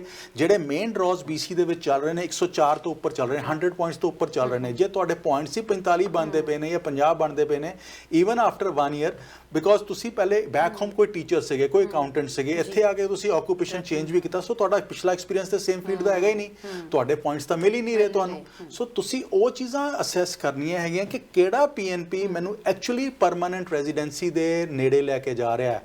ਬਿਕੋਜ਼ 40 ਸਾਲ 45 ਸਾਲ 50 ਸਾਲ ਦੀ ਉਮਰ ਦੇ ਵਿੱਚ ਤੁਸੀਂ ਆਪਣੇ ਵਾਸਤੇ ਨਹੀਂ ਆ ਰਹੇ, ਤੁਸੀਂ ਆਪਣੇ ਬੱਚਿਆਂ ਦੀ ਵਾਸਤੇ ਆ ਰਹੇ ਹੋ, ਉਹਨਾਂ ਦੇ ਬੈਸਟ ਇੰਟਰਸਟ ਨੂੰ ਕੰਸੀਡਰ ਕਰਦੇ ਹੋਏ। ਸੋ ਜੇ ਸਟਰਗਲ ਵੀ ਕਰ ਰਹੇ ਹੋ ਐਂਡ ਫਿਰ PR ਨਹੀਂ ਮਿਲ ਰਹੀ ਤੇ ਉਹਦਾ ਫਾਇਦਾ ਕੀ ਹੈਗਾ? ਸਰ ਇੱਕ ਗੱਲ ਹੋਰ ਮੈਂ ਪੁੱਛਣਾ ਚਾਹੂੰਗੀ, ਕਿਉਂਕਿ ਜਦੋਂ ਚੇਂਜਸ ਹੋਏ ਸੀਗੇ ਇਸ ਵਾਰੀ ਜਿਹੜਾ ਟੀਅਰ ਸਿਸਟਮ ਵੀ ਹੋਇਆ ਵਾ, ਉਹਦੇ ਵਿੱਚ ਟਰੱਕ ਡਰਾਈਵਰਸ ਨੂੰ ਓਪਰਚੁਨਿਟੀ ਦਿੱਤੀ ਗਈ ਆ, ਬਟ ਸਟਿਲ ਹਜੇ ਕਈ ਇਹੋ ਜਿਹੇ ਹੈਗੇ ਨੇ ਜਿਹੜੇ ਕਿ PNP ਦੇ ਵਿੱਚ ਇਸ ਵਕਤ ਆਪਣਾ ਵੇਟ ਕਰ ਰਹੇ ਸੀਗੇ। BC PNP ਦੀ ਗੱਲ ਕੀਤੀ ਜਾਵੇ, ਉਹਦੇ ਵਿੱਚ ਵੀ ਪੁਆਇੰਟ ਸਿਸਟਮ ਬਹੁਤ ਉੱਪਰ ਰਿਹਾ ਵਾ, ਤੇ ਓਨਟਾਰੀਓ PNP ਦੀ ਗੱਲ ਕੀਤੀ ਜਾਵੇ, ਸੋ ਉਹਨਾਂ ਦੇ ਲਈ ਹੁਣ ਆਪਸ਼ਨਸ ਕਿੰਨੇ ਕੁ ਜ਼ਿਆਦਾ ਓਪਨ ਹੋ ਸਕਦੇ ਆ? ਤਾਂ ਅਗੇਨ ਐਪਲੀਕੈਂਟ ਨੂੰ ਦੇਖਣਾ ਹੈ ਕਿ ਮੈਂ ਜੌਬ ਆਫਰ ਕਿਹੜੇ ਪ੍ਰੋਵਿੰਸ ਦੀ ਮੇਰੇ ਕੋਲ ਹੈਗੀ ਹੈ, ਮੇਰਾ EMPLOYER ਕੁਆਲੀਫਾਈਡ ਹੈਗਾ, ਈਵਨ ਓਨਟਾਰੀਓ ਦੀ ਗੱਲ ਕਰੀਏ EMPLOYER ਕੁਆਲੀਫਾਈਡ ਹੈਗਾ ਜਾਂ ਨਹੀਂ ਹੈਗਾ, ਤੁਹਾਡੇ ਪੁਆਇੰਟਸ ਕਿੰਨੇ ਬਣ ਰਹੇ ਨੇ, ਤੁਹਾਡੀ IELTS ਦੀ ਪ੍ਰੋਫੀਸ਼ੀਐਂਸੀ ਕਿਸ ਤਰ੍ਹਾਂ ਦੀ ਹੈਗੀ। ਜੇ ਗ੍ਰੇਡ 12 ਹੈਗੀ ਹੈ ਤੇ 5 ਬੈਂਡ ਤੋਂ ਉੱਪਰ ਤੁਸੀਂ ਲੈ ਨਹੀਂ ਸਕਦੇ, ਤੇ ਓਨਟਾਰੀਓ ਦੇ ਵਿੱਚ ਵੀ ਤੁਹਾਡੀ ਪਰਮਾਨੈਂਟ ਰੈਜ਼ੀਡੈਂਸੀ ਬਹੁਤ ਮੁਸ਼ਕਲ ਹੈਗੀ ਹੈ। ਐਕਸਪ੍ਰੈਸ ਐਂਟਰੀ ਦੇ ਵਿੱਚ ਤਾਂ ਤੁਸੀਂ ਕੁਆਲੀਫਾਈ ਨਹੀਂ ਕਰੋਗੇ, ਕਿਉਂਕਿ ਤੁਹਾਡਾ ਪੁਆਇੰਟਸ ਹੀ 150 ਦੇ ਆਸ-ਪਾਸ 200 ਤੋਂ ਥੱਲੇ ਰਹਿ ਜਾਣਗੇ। ਸੋ ਉਹ ਸਿਰਫ ਆਕੂਪੇਸ਼ਨ ਸਪੈਸੀਫਿਕ ਡਰਾਜ਼ ਹੋਣਗੇ ਤਾਂ ਟਰੱਕ ਡਰਾਈਵਰਸ ਪਿਕ ਹੋਣਗੇ। ਸੋ ਇਸ ਤੋਂ ਬੈਟਰ ਹੈਗਾ ਟਰੱਕ ਡਰਾਈਵਰ ਜਿੰਨੇ ਵੀ ਹੈਗੇ ਨੇ they should move to those provinces ਜਿੱਥੇ PNPs ਦੇ ਵਿੱਚ ਪੁਆਇੰਟ ਸਿਸਟਮ ਨਹੀਂ ਹੈਗਾ, ਤਾਂ ਕਿ ਉਹ ਆਪਣਾ ਟਾਈਮ ਪੀਰੀਅਡ ਪੂਰਾ ਕਰਨ। ਬਿਕੋਜ਼ ਨੋਵਾ ਸਕੋਸ਼ੀਆ ਦੇ ਵਿੱਚ ਹੈਗਾ 1 ਸਾਲ ਤੁਸੀਂ ਐਜ਼ ਅ ਟਰੱਕ ਡਰਾਈਵਰ ਚਲਾਇਆ ਤੇ ਤੁਸੀਂ EMPLOYER ਕੁਆਲੀਫਾਈਡ ਹੈਗਾ, 1 ਸਾਲ ਬਾਅਦ ਤੁਹਾਡੀ PNP ਲੱਗ ਸਕਦੀ ਹੈਗੀ ਹੈ। ਨਿਊ ਬ੍ਰੰਸਵਿਕ ਦੇ ਵਿੱਚ ਹੈਗਾ ਕਿ ਤੁਹਾਡੇ ਕੋਲ 2 ਸਾਲ ਦਾ ਐਕਸਪੀਰੀਅੰਸ ਹੋਣਾ ਚਾਹੀਦਾ। ਸੋ ਜੇ 1 ਸਾਲ ਦਾ ਪਹਿਲਾਂ ਐਕਸਪੀਰੀਅੰਸ ਹੈਗਾ ਤੇ 1 ਸਾਲ ਦਾ ਉੱਥੇ ਕਰ ਲਿਆ ਕੰਮ ਤੇ ਤੁਸੀਂ ਕੁਆਲੀਫਾਈਡ ਹੈਗੇ ਹੋ PNP ਲਗਾਉਣ ਵਾਸਤੇ। ਜੇ 1.5 ਸਾਲ ਦਾ ਤੁਹਾਡਾ ਪਹਿਲਾ ਐਕਸਪੀਰੀਅੰਸ ਹੈ, 6 ਮਹੀਨੇ ਕੰਮ ਕਰਨ ਤੋਂ ਬਾਅਦ ਤੁਸੀਂ PNP ਪੁੱਟ ਅਪ ਕਰ ਸਕਦੇ ਹੋ। ਸੋ ਹਰ ਐਪਲੀਕੈਂਟ ਨੂੰ ਅੱਜ ਦੀ ਤਰੀਕ ਦੇ ਵਿੱਚ ਦੇਖਣਾ ਹੈਗਾ ਕਿ ਟੈਂਪਰੇਰੀ ਗੋਲ ਨਾਲੋਂ ਲੌਂਗ ਟਰਮ ਗੋਲ ਮੇਰਾ ਅਚੀਵ ਹੋ ਰਿਹਾ ਜਾਂ ਨਹੀਂ ਹੋ ਰਿਹਾ। ਜਿਨ੍ਹਾਂ ਕੋਲ UAE ਦੇ ਵਿੱਚ ਇਸ ਵਕਤ ਐਕਸਪੀਰੀਅੰਸ ਹੈਗਾ ਜਾਂ ਉਧਰਲਾ ਲਾਇਸੈਂਸ ਹੈਗਾ, ਉਹਨਾਂ ਦੇ ਕੋਲ ਕੈਨੇਡਾ ਦੇ ਵਿੱਚ ਕੀ ਆਪਸ਼ਨ ਹੋ ਸਕਦੇ ਆ, ਕਿਸ ਤਰੀਕੇ ਨਾਲ ਕੈਨੇਡਾ ਲਈ ਆਪਣੀ ਪ੍ਰੋਫਾਈਲ ਪੁੱਟ ਕਰ ਸਕਦੇ ਨੇ ਉਹ? ਬਿਲਕੁਲ ਤਰਨ ਜੀ, ਉਹ ਸਾਰੇ ਐਪਲੀਕੈਂਟਸ ਅੱਜ ਦੀ ਤਰੀਕ ਦੇ ਵਿੱਚ ਜਿਹੜੇ ਵੀ ਮਿਡਲ ਈਸਟ ਦਾ ਐਕਸਪੀਰੀਅੰਸ ਲੈ ਕੇ ਬੈਠੇ ਨੇ, ਪਹਿਲੀ ਗੱਲ ਤਾਂ ਉਹਨਾਂ ਨੂੰ ਜੌਬ ਆਫਰ ਚਾਹੀਦੀ ਹੈਗੀ ਹੈ। ਅੱਜ ਦੀ ਤਰੀਕ ਦੇ ਵਿੱਚ LMIA ਦੇ ਨਾਲ ਵਰਕ ਪਰਮਿਟ ਬੜੀ ਆਸਾਨੀ ਨਾਲ ਗ੍ਰਾਂਟ ਹੋ ਰਿਹਾ। ਅਸੀਂ ਇੰਡੀਆ ਤੋਂ ਗੱਲ ਕਰੀਏ, ਮਿਡਲ ਈਸਟ ਤੋਂ ਗੱਲ ਕਰ ਲਈਏ, ਆਸਟ੍ਰੇਲੀਆ ਨਿਊਜ਼ੀਲੈਂਡ ਤੋਂ ਗੱਲ ਕਰੀਏ, ਕਿਸੇ ਵੀ ਕੰਟਰੀ ਤੋਂ ਪਿਕ ਕਰ ਲਈਏ, ਅੱਜ ਦੀ ਤਰੀਕ ਦੇ ਵਿੱਚ ਇਮੀਗ੍ਰੇਸ਼ਨ ਨੂੰ ਪਤਾ ਹੈ ਕਿ we are really short staffed in Canada. So ਆ ਜਿਹੜਾ LMIA ਗ੍ਰਾਂਟ ਕੀਤਾ ਗਿਆ ਹੈਗਾ ਐਪਲੀਕੈਂਟ ਨੂੰ ਜਾਂ EMPLOYER ਨੂੰ, ਇਹਦਾ ਵੈਲਿਊ ਹੈਗੀ ਹੈ। ਸੋ ਰਿਫਿਊਜ਼ ਕਰਨ ਵਾਸਤੇ ਉਹ ਆਫਿਸਰ 10 ਵਾਰੀ ਸੋਚੇਗਾ। ਜੇ ਐਕਸਪੀਰੀਅੰਸ ਹੀ ਮੈਚ ਨਹੀਂ ਕਰਦਾ ਤੇ ਆਫਿਸਰ ਜ਼ਰੂਰ ਰਿਫਿਊਜ਼ ਕਰੇਗਾ। ਜੇ ਆਫਿਸਰ ਵੈਰੀਫਿਕੇਸ਼ਨ ਵਾਸਤੇ, ਜੌਬ ਵੈਰੀਫਿਕੇਸ਼ਨ ਵਾਸਤੇ ਕਾਲ ਕਰ ਰਿਹਾ ਤੇ ਅੱਗੋਂ ਕਹਿ ਰਹੇ ਨਹੀਂ ਇਹ ਤਾਂ ਬੰਦਾ ਹੀ ਕੋਈ ਸਾਡੇ ਕੋਲ ਕੰਮ ਨਹੀਂ ਕਰਦਾ, absolutely he has the right to document fraudulent ਲੱਗਦਾ ਤੇ he will refuse that application. other than that, ਜੇ ਤੁਸੀਂ ਜੌਬ ਕਰ ਰਹੇ ਹੋ, ਤੁਹਾਡੇ ਕੋਲ ਐਜੂਕੇਸ਼ਨ ਤੇ ਜਿਹੜੀਆਂ ਰਿਕੁਆਇਰਮੈਂਟਸ ਤੁਹਾਡੀ LMIA ਦੇ ਉੱਤੇ ਮੈਂਸ਼ਨਡ ਹੈਗੀਆਂ ਉਹ ਸਾਰੀਆਂ ਮੀਟ ਕਰ ਰਹੇ ਹੋ ਤੇ 99% ਚਾਂਸਸ ਹੈਗੇ ਨੇ ਅੱਜ ਦੀ ਤਰੀਕ ਦੇ ਵਿੱਚ ਵਰਕ ਪਰਮਿਟ ਅਪਰੂਵ ਹੋਣ ਦੇ। ਜੀ, ਸੋ ਆਪਣੇ ਦਰਸ਼ਕਾਂ ਨੂੰ ਕਹਾਂਗੇ ਸਾਡਾ ਇਸ ਵਕਤ ਲਾਈਵ ਪ੍ਰੋਗਰਾਮ ਚੱਲ ਰਿਹਾ, ਤੁਹਾਡਾ ਕੋਈ ਵੀ ਸਵਾਲ ਹੈਗਾ ਲਾਈਵ ਪ੍ਰੋਗਰਾਮ 'ਚ ਤੁਸੀਂ ਕਾਲ ਕਰਕੇ ਪੁੱਛ ਸਕਦੇ ਹੋ ਕੈਨੇਡੀਅਨ ਇਮੀਗ੍ਰੇਸ਼ਨ ਸੰਬੰਧੀ। ਸੋ ਸਾਨੂੰ ਇੱਕ ਇੱਕ ਕਰਕੇ ਕਾਲਸ ਆ ਰਹੀਆਂ ਨੇ, ਸਰਵਰ ਟੀਮ ਨੂੰ ਕਹਾਂਗੇ ਜੀ ਕਾਲਸ ਫਾਰਵਰਡ ਕੀਤੀਆਂ ਜਾਣ। ਸੋ ਨਾਲ ਦੀ ਨਾਲ ਸਰ ਜਦੋਂ ਆਪਾਂ ਇਹਦੇ ਬਾਰੇ ਗੱਲ ਕਰਦੇ ਹਾਂ, ਮੈਂ ਥੋੜਾ ਜਿਹਾ ਟਰੈਵਲ ਦੇ ਬਾਰੇ ਵੀ ਜ਼ਰੂਰ ਪੁੱਛਣਾ ਚਾਹੂੰਗੀ, ਕਿਉਂਕਿ ਜਿਸ ਤਰੀਕੇ ਨਾਲ ਹਾਲਾਤ ਬਣ ਰਹੇ ਨੇ, ਇੰਡੀਆ ਦੇ ਵੱਲੋਂ ਕੁਝ ਟਰੈਵਲ ਐਡਵਾਈਜ਼ਰੀ ਜਾਰੀ ਕੀਤੀ ਗਈ ਹੈ, ਆਸਟ੍ਰੇਲੀਆ ਵੱਲੋਂ ਕੀਤੀ ਗਈ ਆ, ਕੈਨੇਡਾ ਨੇ ਇਨਫੈਕਟ ਹੁਣ ਕੁਝ ਨਵੀਆਂ ਟਰੈਵਲ ਐਡਵਾਈਜ਼ਰੀਜ਼ ਜਾਰੀ ਕੀਤੀਆਂ ਨੇ, ਕੁਝ ਬੈਨ ਵੀ ਲਗਾਏ ਗਏ ਨੇ। ਅਜਿਹੇ ਦੇ ਵਿੱਚ ਬਿਨਾਂ PR ਕਾਰਡ ਦੇ ਟਰੈਵਲ ਕਰਨਾ ਜਾਂ ਇਨਫੈਕਟ ਇਹ ਜੀ ਸਿਚੁਏਸ਼ਨ ਟਰੈਵਲ ਕਰਨਾ, ਇਹਦੇ ਬਾਰੇ ਤੁਸੀਂ ਕੀ ਕਹਿਣਾ ਚਾਹੋਗੇ? ਤਰਨ ਜੀ, ਮੇਰੇ ਖਿਆਲ ਚਾਈਨਾ, ਮਕਾਓ ਐਂਡ ਹਾਂਗਕਾਂਗ ਤੋਂ ਜਿੰਨੇ ਵੀ ਟਰੈਵਲਰਸ ਇਸ ਟਾਈਮ ਕੈਨੇਡਾ ਟਰੈਵਲ ਕਰ ਰਹੇ ਨੇ, ਉਹਨਾਂ ਨੇ ਆਪਣਾ ਨੈਗੇਟਿਵ ਟੈਸਟ ਪ੍ਰੈਜ਼ੈਂਟ ਕਰਨਾ ਹੈਗਾ, ਜਿਹੜਾ 24 ਘੰਟੇ ਦੇ ਅੰਦਰ ਮੇਰੇ ਖਿਆਲ ਲਿੱਤਾ ਗਿਆ ਹੈ, 72 ਆਵਰਸ ਦੇ ਅੰਦਰ। ਸੋ ਆਸਟ੍ਰੇਲੀਆ ਨੇ ਵੀ ਇਹ ਕਿਹਾ, ਤੁਹਾਨੂੰ ਯਾਦ ਹੋਏਗਾ ਆਸਟ੍ਰੇਲੀਆ ਨੇ ਲਾਸਟ ਟਾਈਮ ਵੀ ਟਰੈਵਲ ਟੋਟਲੀ ਬੈਨ ਕਰ ਦਿੱਤਾ ਸੀਗਾ। ਉਹਨਾਂ ਨੇ ਜਿਹੜੇ ਈਵਨ ਪੀਆਰ ਸੀਗੇ ਜਾਂ ਸਿਟੀਜ਼ਨ ਸੀਗੇ ਜਿਹੜੇ ਆਸਟ੍ਰੇਲੀਆ ਤੋਂ ਬਾਹਰ ਸੀਗੇ ਉਹਨਾਂ ਨੂੰ ਵਾਪਸ ਆਉਣ ਦੀ ਵੀ ਪਰਮਿਸ਼ਨ ਨਹੀਂ ਉਹਨਾਂ ਨੇ ਦਿੱਤੀ ਸੀਗੀ। ਹਾਲੇ ਕੈਨੇਡਾ ਨੇ ਫਿਰ ਵਾਪਸ ਆਉਣ ਦੀ ਪਰਮਿਸ਼ਨ ਦਿੱਤੀ ਸੀਗੀ। ਸੋ ਅੱਜ ਦੀ ਤਰੀਕ ਦੇ ਵਿੱਚ ਤਰਨ ਜੀ ਜਿਸ ਤਰ੍ਹਾਂ ਕੇਸਿਸ ਵੱਧ ਰਹੇ ਨੇ ਐਂਡ ਖਾਸ ਤੌਰ ਚਾਈਨਾ ਨੂੰ ਅਲਾਰਮਿੰਗ ਸਿਚੁਏਸ਼ਨ ਦੇ ਵਿੱਚ ਲੈ ਗਿਆ ਹੈਗੇ ਨੇ, ਤੇ ਜਿੰਨੀਆਂ ਪ੍ਰੀਕਾਸ਼ਨਸ ਅਸੀਂ ਲੈ ਸਕਦੇ ਹਾਂ ਸਾਨੂੰ ਲੈਣੀਆਂ ਚਾਹੀਦੀਆਂ ਹੈਗੀਆਂ। ਤੁਸੀਂ ਪ੍ਰੀਕਾਸ਼ਨਸ ਦੀ ਗੱਲ ਕੀਤੀ ਹੈ ਕਿਉਂਕਿ ਆਸਟ੍ਰੇਲੀਆ ਦੀ ਹਾਲ ਹੀ ਦੇ ਵਿੱਚ ਮੈਂ ਨਿਊਜ਼ ਦੇਖ ਕੇ ਹਟੀ ਹਾਂ ਜਿਹਦੇ ਵਿੱਚ ਉਹਨਾਂ ਨੇ ਕਿਹਾ ਟਰੈਵਲ ਐਡਵਾਈਜ਼ਰੀ ਜਾਰੀ ਕੀਤੀ ਹੈ ਕਿ ਸਾਊਥ ਏਸ਼ੀਅਨ ਕੰਟਰੀਜ਼ ਦੇ ਵਿੱਚ ਆਪਣੇ ਰਿਸਕ ਤੇ ਟਰੈਵਲ ਕਰੋ। ਹਾਲਾਤ ਹੋਰ ਜ਼ਿਆਦਾ ਵਿਗੜਦੇ ਨੇ ਤਾਂ ਹੋ ਸਕਦਾ ਕੋਸ਼ਿਸ਼ ਹੋ ਸਕਦੀ ਹੈ ਕਿ ਵੀ ਸ਼ਾਇਦ ਦੁਬਾਰਾ ਲੋਕਡਾਊਨ ਲੱਗ ਜਾਵੇ। ਸੋ ਜਿਹੇ ਦੇ ਵਿੱਚ ਕੈਨੇਡਾ ਦੇ ਵਿੱਚ ਜਿਹੜੀ ਇਸ ਵਕਤ ਹੈਗੀ ਆ, ਇੰਡੀਆ ਨੇ ਵੀ ਕਹਿ ਦਿੱਤਾ ਕਿ ਜਿਹੜੀ 6 ਕੰਟਰੀਜ਼ ਤੋਂ ਤੁਸੀਂ ਟਰੈਵਲ ਕਰਦੇ ਹੋ ਇਹਨਾਂ ਦੇ ਵਿੱਚੋਂ ਚਾਹੇ ਕਨੈਕਟਿੰਗ ਫਲਾਈਟਸ ਰਾਹੀਂ ਟਰੈਵਲ ਕਰਦੇ ਹੋ ਤਾਂ ਤੁਹਾਨੂੰ ਟੈਸਟ ਦੇਣਾ ਪਏਗਾ। ਸੋ ਜਿਹੇ ਦੇ ਵਿੱਚ ਤੁਹਾਨੂੰ ਲੱਗ ਰਿਹਾ ਕੈਨੇਡਾ ਦੇ ਵਿੱਚ ਜਿਹੜੀ ਟਰੈਵਲ ਐਡਵਾਈਜ਼ਰੀ ਕੀਤੀ ਗਈ ਹੈ ਖਾਸ ਤੌਰ ਤੇ ਜਿਹੜੇ ਐਨਆਰਆਈ ਵੀਰ ਭੈਣ ਭਰਾ ਟਰੈਵਲ ਕਰਨ ਬਾਰੇ ਸੋਚ ਰਹੇ ਨੇ ਉਹਨਾਂ ਨੂੰ ਵਿਦਆਊਟ ਪੀਆਰ ਕਾਰ ਐਟਲੀਸਟ ਹਜੇ ਟਰੈਵਲ ਨਹੀਂ ਕਰਨਾ ਚਾਹੀਦਾ। ਮੈਂ ਤੇ ਕਹੂੰਗਾ ਪੀਆਰ ਦੇ ਨਾਲ ਵੀ ਟਰੈਵਲ ਨਹੀਂ ਕਰਨਾ ਚਾਹੀਦਾ ਤਰਨ, ਬਿਕੋਜ਼ ਥੋੜਾ ਵੇਟ ਐਂਡ ਵਾਚ ਕਰਨੀ ਚਾਹੀਦੀ ਹੈ, ਦੇਖਣਾ ਚਾਹੀਦਾ ਕਿ ਇਹ ਹਾਲਾਤ ਕਿਸ ਵਾਲੇ ਪਾਸੇ ਲੈ ਕੇ ਜਾ ਰਹੇ ਨੇ। ਸੋ ਜੇ ਹਾਲਾਤ ਉਧਰ ਲੈ ਕੇ ਜਾ ਰਹੇ ਨੇ ਜਿਹੜੇ ਲਾਕਡਾਊਨ ਜਿੱਧਰ ਨਜ਼ਰ ਆ ਰਿਹਾ ਹੈਗਾ ਤੇ ਸਾਨੂੰ 10 ਵਾਰੀ ਸੋਚ ਲੈਣਾ ਚਾਹੀਦਾ ਟਰੈਵਲ ਕਰਨ ਤੋਂ ਪਹਿਲਾਂ, ਕਿਉਂਕਿ ਹੋ ਸਕਦਾ ਤੁਹਾਨੂੰ ਯਾਦ ਹੋਏਗਾ ਕਿ ਪਿਛਲੀ ਵਾਰੀ ਵੀ ਬੜਾ ਹਿਊਮਨ ਕਰਾਈ ਰੇਜ਼ ਹੋਇਆ ਸੀਗਾ ਕਿਉਂਕਿ ਜਿਹੜੇ ਐਪਲੀਕੈਂਟਸ ਬਾਹਰ ਬੈਠੇ ਸੀ ਉਹਨਾਂ ਨੂੰ ਐਪਲੀਕੇਸ਼ਨ ਵੀ ਪ੍ਰੋਸੈਸ ਹੋਣੀਆਂ ਉਹਨਾਂ ਦੀ ਬੰਦ ਹੋ ਗਿਆ ਸੀ ਜਿਨ੍ਹਾਂ ਦੇ ਇੱਕ ਫੈਮਿਲੀ ਮੈਂਬਰ ਵੀ ਬਾਹਰ ਸੀਗਾ। ਸੋ ਪਹਿਲਾਂ ਤਾਂ ਆਪਣਾ ਸਟੇਟਸ ਦੇਖੋ ਐਂਡ ਆਪਣੇ ਆਪ ਨੂੰ ਤੇ ਆਪਣੇ ਆਸ-ਪਾਸ ਵਾਲੇ ਨੂੰ ਸੇਫ ਰੱਖਣ ਦੀ ਕੋਸ਼ਿਸ਼ ਕਰੋ ਐਂਡ ਜੇ ਕੋਈ ਐਕਸੀਡੈਂਸੀ ਹੈਗੀ ਟਰੈਵਲ ਕਰਨਾ ਤੇ ਕਰਨਾ ਹੀ ਪੈਣਾ ਹੈਗਾ ਜੀ, ਫਿਰ ਤੇ ਤੁਹਾਨੂੰ ਰਿਸਕ ਲੈਣਾ ਹੀ ਪੈਣਾ ਹੈ, ਬਟ ਜਿੰਨਾ ਕੁ ਅਵੋਇਡ ਕਰ ਸਕਦੇ ਹੋ ਉਹਨੂੰ ਅਵੋਇਡ ਕਰਨ ਦੀ ਕੋਸ਼ਿਸ਼ ਕਰ ਸਕਦੇ ਹੋ। ਪੇਰੈਂਟਸ ਐਂਡ ਗ੍ਰੈਂਡ ਪੇਰੈਂਟਸ ਦੀ ਵੀ ਥੋੜੀ ਜਿਹੀ ਗੱਲ ਕਰ ਲਈ ਕਿਉਂਕਿ ਵੱਖ-ਵੱਖ ਇਹਨਾਂ ਨੇ ਕੈਟਾਗਰੀਜ਼ ਦੇ ਵਿੱਚ ਕੁਝ ਚੇਂਜਸ ਕੀਤੇ ਸੀ, ਕਿਸੇ ਦੇ ਕੋਟਾ ਵਧਾਇਆ ਵੀ ਗਿਆ ਜਿਵੇਂ ਪੀਐਨਪੀਸ ਵਗੈਰਾ ਦਾ, ਜਾਂ ਹੁਣ ਆਪਾਂ ਨੈਨੀ ਦੀ ਗੱਲ ਕਰ ਲਈ ਜਾਂ ਕੇਅਰ ਗਿਵਰਸ ਦੀ ਗੱਲ ਕਰ ਲਈ, ਇਹਨਾਂ ਦੇ ਵਿੱਚ ਵੀ ਕੁਝ ਚੇਂਜਸ ਦੇਖਣ ਨੂੰ ਮਿਲੇ ਨੇ। Parents and grandparents application ਨੂੰ ਲੈ ਕੇ ਵੀ ਕੀ ਤੁਹਾਨੂੰ ਲੱਗਦਾ ਕਿ ਇਸ ਸਾਲ ਦੇ ਵਿੱਚ ਕੋਈ ਕੋਟਾ ਸਿਸਟਮ ਵਧੇਗਾ ਜਾਂ ਕੋਈ ਇਹਦੇ ਵਿੱਚ ਚੇਂਜਸ ਆਉਣ ਦੀ ਸੰਭਾਵਨਾ ਆ? Taran it's too early to tell because ਹਾਲੇ ਤਾਂ 2022 ਦੀਆਂ ਐਪਲੀਕੇਸ਼ਨਸ ਹੁਣੇ ਹੀ ਖਤਮ ਹੋਈਆਂ ਹੈਗੀਆਂ ਬਿਕੋਜ਼ 24 ਦਸੰਬਰ ਉਹਨਾਂ ਦੀ ਲਾਸਟ ਡੇਟ ਸੀਗੀ ਐਪਲੀਕੇਸ਼ਨ ਸਬਮਿਟ ਕਰਨ ਦੀਆਂ। ਹੋਪਫੁਲੀ ਹਰ ਐਪਲੀਕੈਂਟ ਜਿਨ੍ਹਾਂ ਦੀ ਐਪਲੀਕੇਸ਼ਨ ਪਿਕ ਹੋਈ ਸੀਗੀ ਦੇ ਵਰ able to submit the applications. ਹੁਣ 2023 ਦੇ ਵਿੱਚ ਵੀ R expecting sum changes to come up in this category as well, but ਉਹ ਅਨਾਉਂਸਮੈਂਟਸ ਹਾਲੇ ਹੁੰਦਿਆਂ ਹੋਣਗੀਆਂ and hopefully again September October ਦੇ ਵਿੱਚ ਐਪਲੀਕੇਸ਼ਨਸ ਲਿੱਤੀਆਂ ਜਾਣਗੀਆਂ। ਐਂਡ ਇੱਕੋ ਹੀ ਚੀਜ਼ ਕਿ ਜਿਹੜੇ ਵੀ ਦੋਸਤ ਆਪਣੇ ਪੇਰੈਂਟਸ ਗ੍ਰੈਂਡ ਪੇਰੈਂਟਸ ਦੀ ਐਪਲੀਕੇਸ਼ਨ ਪੁੱਟ ਅਪ ਕਰਨਾ ਚਾਹੁੰਦੇ ਨੇ ਇਹੀ ਸੋਚ ਕੇ ਚੱਲੀਏ ਕਿ ਇਸ ਵਾਰੀ ਐਕਸਪ੍ਰੈਸ਼ਨ ਆਫ ਇੰਟਰਸਟ ਲਗਾਉਣ ਦਾ ਮੌਕਾ ਮਿਲੇਗਾ। ਸੋ ਜੇ ਤੁਸੀਂ ਐਪਲੀਕੇਸ਼ਨ ਪੁੱਟ ਅਪ ਕਰੋਗੇ ਬਿਕੋਜ਼ 21 ਤੇ 22 ਦੇ ਵਿੱਚ ਤਾਂ ਉਹ ਮੌਕਾ ਹੀ ਨਹੀਂ ਮਿਲਿਆ, ਜਿਨ੍ਹਾਂ ਨੇ 20 ਦੇ ਵਿੱਚ ਐਪਲੀਕੇਸ਼ਨਸ ਕੀਤੀਆਂ ਸੀਗੀਆਂ ਉਹਨਾਂ ਦੇ ਐਪਲੀਕੇਸ਼ਨ ਦੇ ਵਿੱਚੋਂ 21 ਤੇ 22 ਦੀਆਂ ਐਪਲੀਕੇਸ਼ਨ ਪਿਕ ਹੋਈਆਂ। ਸੋ 23 ਦੇ ਵਿੱਚ ਹੋਪਫੁਲੀ ਸਾਨੂੰ ਨਵੀਆਂ ਐਪਲੀਕੇਸ਼ਨਸ ਲਗਾਉਣ ਦਾ ਮੌਕਾ ਮਿਲੇਗਾ। ਚੇਂਜਸ ਜੋ ਮਰਜ਼ੀ ਅਨਾਉਂਸ ਹੋ ਜਾਣ, ਰਿਕੁਆਇਰਮੈਂਟਸ ਇਨਕਮ ਰਿਕੁਆਇਰਮੈਂਟਸ ਜੇ ਮੀਟ ਕਰੋਗੇ ਤੇ ਤੁਹਾਡੀ ਐਪਲੀਕੇਸ਼ਨ ਲੱਗਣ ਦੇ ਚਾਂਸਸ ਹੋਣਗੇ। ਰਿਫਿਊਜੀਜ਼ ਦੇ ਬਾਰੇ ਵਿੱਚ ਵੀ ਗੱਲ ਕਰਾਂਗੇ। ਕਹਿੰਦੇ ਹੁਣ ਇਸ ਐਪਲੀਕੇਸ਼ਨਸ ਨੂੰ ਲੈ ਕੇ ਵੀ ਫੰਡਿੰਗ ਥੋੜੀ ਜਿਹੀ ਜਾਰੀ ਕੀਤੀ ਗਈ ਹੈ ਤੇ ਇਹਨਾਂ ਐਪਲੀਕੇਸ਼ਨਸ ਦੇ ਬਾਰੇ ਵੀ ਹੁਣ ਫੋਕਸ ਕੀਤਾ ਜਾ ਰਿਹਾ ਵਾ। ਤਰਨ ਜੀ 2022 ਦੇ ਵਿੱਚ ਬਹੁਤ ਸਾਰੇ ਰਿਫਿਊਜੀ ਐਪਲੀਕੈਂਟਸ ਕੈਨੇਡਾ ਦੇ ਵਿੱਚ ਲੈਂਡ ਕੀਤੇ ਨੇ। ਪਹਿਲਾਂ ਤਾਂ ਹਾਂਗਕਾਂਗ ਤੋਂ ਕੈਨੇਡਾ ਨੇ ਐਕਸੈਪਟ ਕੀਤੇ ਰਿਫਿਊਜੀਜ਼ ਜਿਹੜੇ ਚਾਈਨੀਜ਼ ਉਹ ਉੱਥੇ ਜਿਹੜਾ ਚੀਜ਼ਾਂ ਚੱਲ ਰਹੀਆਂ ਸੀਗੀਆਂ ਉਹਨਾਂ ਦੇ ਜਿਹੜੇ ਅਫੈਕਟਡ ਸੀਗੇ। ਉਸ ਤੋਂ ਬਾਅਦ ਅਫਗਾਨਿਸਤਾਨ ਤੋਂ ਵੀ ਰਿਫਿਊਜੀਜ਼ ਆਏ ਐਂਡ ਤੀਜੇ ਜਿਹੜੇ ਆਏ ਉਹ ਯੂਕਰੇਨ ਤੋਂ ਰਿਫਿਊਜੀਜ਼ ਕਾਫੀ ਵੱਡੀ ਤਾਦਾਦ ਦੇ ਵਿੱਚ ਲੈਂਡ ਕੀਤੇ ਹੈਗੇ ਨੇ। ਸੋ ਰਿਫਿਊਜੀਜ਼ ਅੱਜ ਦੀ ਤਰੀਕ ਦੇ ਵਿੱਚ ਵੀ ਫਾਈਲਾਂ ਲੱਗ ਰਹੀਆਂ ਹੈਗੀਆਂ, ਇੰਡੀਆ ਤੋਂ ਵੀ ਫਾਈਲਾਂ ਲੱਗ ਰਹੀਆਂ ਹੈਗੀਆਂ, ਪਾਕਿਸਤਾਨ ਤੋਂ ਵੀ ਲੱਗ ਰਹੀਆਂ, ਪ੍ਰੋਵਾਈਡਡ ਜਦੋਂ ਵੀ ਤੁਸੀਂ ਫਾਈਲ ਰਿਫਿਊਜੀ ਦੀ ਪੁੱਟ ਅਪ ਕਰਨੀ ਹੈਗੀ ਹੈ ਤੇ ਤੁਹਾਡੇ ਕੋਲ ਕੋਈ ਨਾ ਕੋਈ ਕੰਪੈਲਿੰਗ ਰੀਜ਼ਨ ਹੋਣਾ ਚਾਹੀਦਾ ਆ ਕਿ ਜਦੋਂ ਤੁਸੀਂ ਫਾਈਲ ਪੁੱਟ ਅਪ ਕਰਨ ਜਾ ਰਹੇ ਹੋ। ਕੱਲਾ ਜੇ ਤੁਸੀਂ ਟਾਈਮ ਬਾਏ ਕਰਨ ਵਾਸਤੇ ਕਿ ਫਾਈਲ ਮੇਰਾ ਕੋਈ ਆਪਸ਼ਨ ਨਹੀਂ ਬਣਦੀ ਵੀ ਤੁਹਾਡੇ ਕੋਲ ਆਪਸ਼ਨਸ ਬਹੁਤ ਸਾਰੀਆਂ ਹੈਗੀਆਂ। ਕੈਨੇਡਾ ਦੇ ਵਿੱਚ ਜਦੋਂ ਵੀ ਕੋਈ ਐਪਲੀਕੈਂਟ ਆਂਦਾ ਹੈਗਾ ਨੀਅਤ ਹੋਵੇ ਕੰਮ ਕਰਨ ਦੀ ਤੇ ਪੀਆਰ ਲੈਣ ਦੀ ਐਂਡ ਆਪਸ਼ਨਸ ਐਗਜ਼ਿਸਟ ਕਰਦੀਆਂ ਹੈਗੀਆਂ। ਓਨਲੀ ਥਿੰਗ ਇਜ਼ ਕਿ ਤੁਹਾਡਾ ਮੋਟਿਵ ਹੋਣਾ ਚਾਹੀਦਾ ਕਿ ਮੈਂ ਮਿਹਨਤ ਕਰਨ ਵਾਸਤੇ ਤਿਆਰ ਹਾਂ, ਮੈਂ ਕੰਮ ਕਰਨ ਵਾਸਤੇ ਤਿਆਰ ਹਾਂ, ਭਾਵੇਂ ਉਹ ਮੈਨੂੰ ਨੋਵਾ ਸਕੋਸ਼ੀਆ 'ਚ ਕੰਮ ਕਰਨਾ ਪਵੇ, ਯੈਲੋ ਨਾਈਫ ਦੇ ਵਿੱਚ ਕੰਮ ਕਰਨਾ ਪਵੇ ਜਾਂ BC ਦੇ ਵਿੱਚ ਕੰਮ ਕਰਨਾ ਪਵੇ, ਉਹ ਐਪਲੀਕੈਂਟ ਦੇ ਉੱਤੇ ਡਿਪੈਂਡ ਕਰਦਾ। ਸੋ ਰਿਫਿਊਜੀ ਤੋਂ ਦੂਰ ਰਹੋ ਜਿੰਨਾ ਹੋ ਸਕਦਾ ਹੈਗਾ। ਤੋ ਐਪਲੀਕੈਂਟਸ ਨੂੰ ਜਿੱਥੇ ਤੇ ਕੰਪੈਲਿੰਗ ਸਰਕਮਸਟੈਂਸਿਸ ਹੈਗੇ ਨੇ ਤੁਸੀਂ ਡਾਕੂਮੈਂਟਰੀ ਐਵੀਡੈਂਸਿਸ ਸਪੋਰਟਿੰਗ ਐਵੀਡੈਂਸਿਸ ਪ੍ਰੋਵਾਈਡ ਕਰ ਸਕਦੇ ਹੋ, ਉੱਥੇ ਐਪਲੀਕੇਸ਼ਨ ਜ਼ਰੂਰ ਪੁੱਟ ਅਪ ਕਰੋ। ਅਦਰ ਦੈਨ ਦੈਟ ਜ਼ਬਰਦਸਤੀ ਰਿਫਿਊਜੀ ਦੇ ਵਿੱਚ ਕੇਸ ਲਗਾਉਣ ਦੀ ਕੋਸ਼ਿਸ਼ ਅਵੋਇਡ ਕਰੋ। ਜੇ ਤੁਸੀਂ ਇਸ ਦੇ ਬਾਰੇ ਵਿੱਚ ਗੱਲ ਕਰਦੇ ਹੋ, ਬਹੁਤ ਸਾਰੇ ਇਹ ਆਪਸ਼ਨਸ ਦਿੱਤੇ ਜਾਂਦੇ ਆ ਕਈ ਵਾਰੀ ਏਜੰਟਸ ਦੇ ਵੱਲੋਂ ਕਿ ਜੇ ਤੁਹਾਡਾ ਨਹੀਂ ਕਿਸੇ ਉਹਦੇ ਵਿੱਚ ਪ੍ਰੋਫਾਈਲ 'ਚ ਜਾ ਰਿਹਾ, HNC ਜਾਂ ਰਿਫਿਊਜੀ ਤੁਸੀਂ ਅਪਲਾਈ ਕਰ ਦੇਵੋ। ਸੋ ਕੀ HNC ਜਾਂ ਰਿਫਿਊਜੀ ਇੱਕ ਇੰਨਾ ਈਜ਼ੀ ਪ੍ਰੋਸੈਸ ਹੈਗਾ ਕਿ ਤੁਸੀਂ ਇਸ ਵਿੱਚ ਆਪਣੀ ਐਪਲੀਕੇਸ਼ਨ ਪੁੱਟ ਔਨ ਕਰਕੇ ਤੇ ਕੁਝ ਸਮਾਂ ਹੋਰ ਖਰੀਦ ਸਕਦੇ ਹੋ? ਹਾਂਜੀ ਬਿਲਕੁਲ ਸਮਾਂ ਹੀ ਬਾਏ ਕਰ ਸਕਦੇ ਹੋ, ਬਟ ਅਗੇਨ ਮੈਂ ਉਹੀ ਕਹਿਣਾ ਚਾਹਨਾ ਧਰਮ ਕਿ ਜਦੋਂ ਵੀ ਐਪਲੀਕੈਂਟ ਐਪਲੀਕੇਸ਼ਨ ਕੋਈ ਵੀ ਭਾਵੇਂ HNC ਦੇ ਵਿੱਚ ਪੁੱਟ ਅਪ ਕਰਨ ਜਾ ਰਹੇ ਹੋ ਜਾਂ ਰਿਫਿਊਜੀ ਦੇ ਵਿੱਚ, ਤੁਸੀਂ ਆਪਣੇ ਸਕਸੈਸ ਦੇ ਥੋੜੇ ਜਿਹੇ ਚਾਂਸਸ ਜ਼ਰੂਰ ਦੇਖੋ, ਕਿਉਂਕਿ ਆਮ ਤੌਰ ਤੇ ਪੇਰੈਂਟਸ ਨੂੰ ਬਹੁਤ ਕਿਹਾ ਜਾਂਦਾ ਕਿ ਜੇ ਤੁਹਾਡਾ ਲੋਟਰੀ 'ਚ ਨਹੀਂ ਆ ਰਿਹਾ ਤੁਸੀਂ HNC ਦੇ ਵਿੱਚ ਅਪਲਾਈ ਕਰ ਦਿਓ। ਬਟ ਅਗੇਨ ਤਰਨ ਜਿਹੜੇ HNC ਦੇ ਐਕਚੁਅਲ ਐਪਲੀਕੈਂਟਸ ਪਿਕ ਹੁੰਦੇ ਨੇ ਉਹ ਕਿੰਨੇ ਨੰਬਰਸ ਪਿਕ ਹੁੰਦੇ ਨੇ, ਉੱਥੇ ਇੰਨੀ ਵੱਡੀ ਤਾਦਾਦ ਹੈਗੀ ਨਹੀਂ ਜਿੰਨੀ ਵੱਡੀ ਤਾਦਾਦ ਦੇ ਵਿੱਚ ਏਜੰਟਸ ਜਾਂ ਲਾਇਰਸ ਕਹਿ ਦਿੰਦੇ ਨੇ ਕਿ ਐਪਲੀਕੇਸ਼ਨ ਪੁੱਟ ਅਪ ਕਰ ਦਿਓ।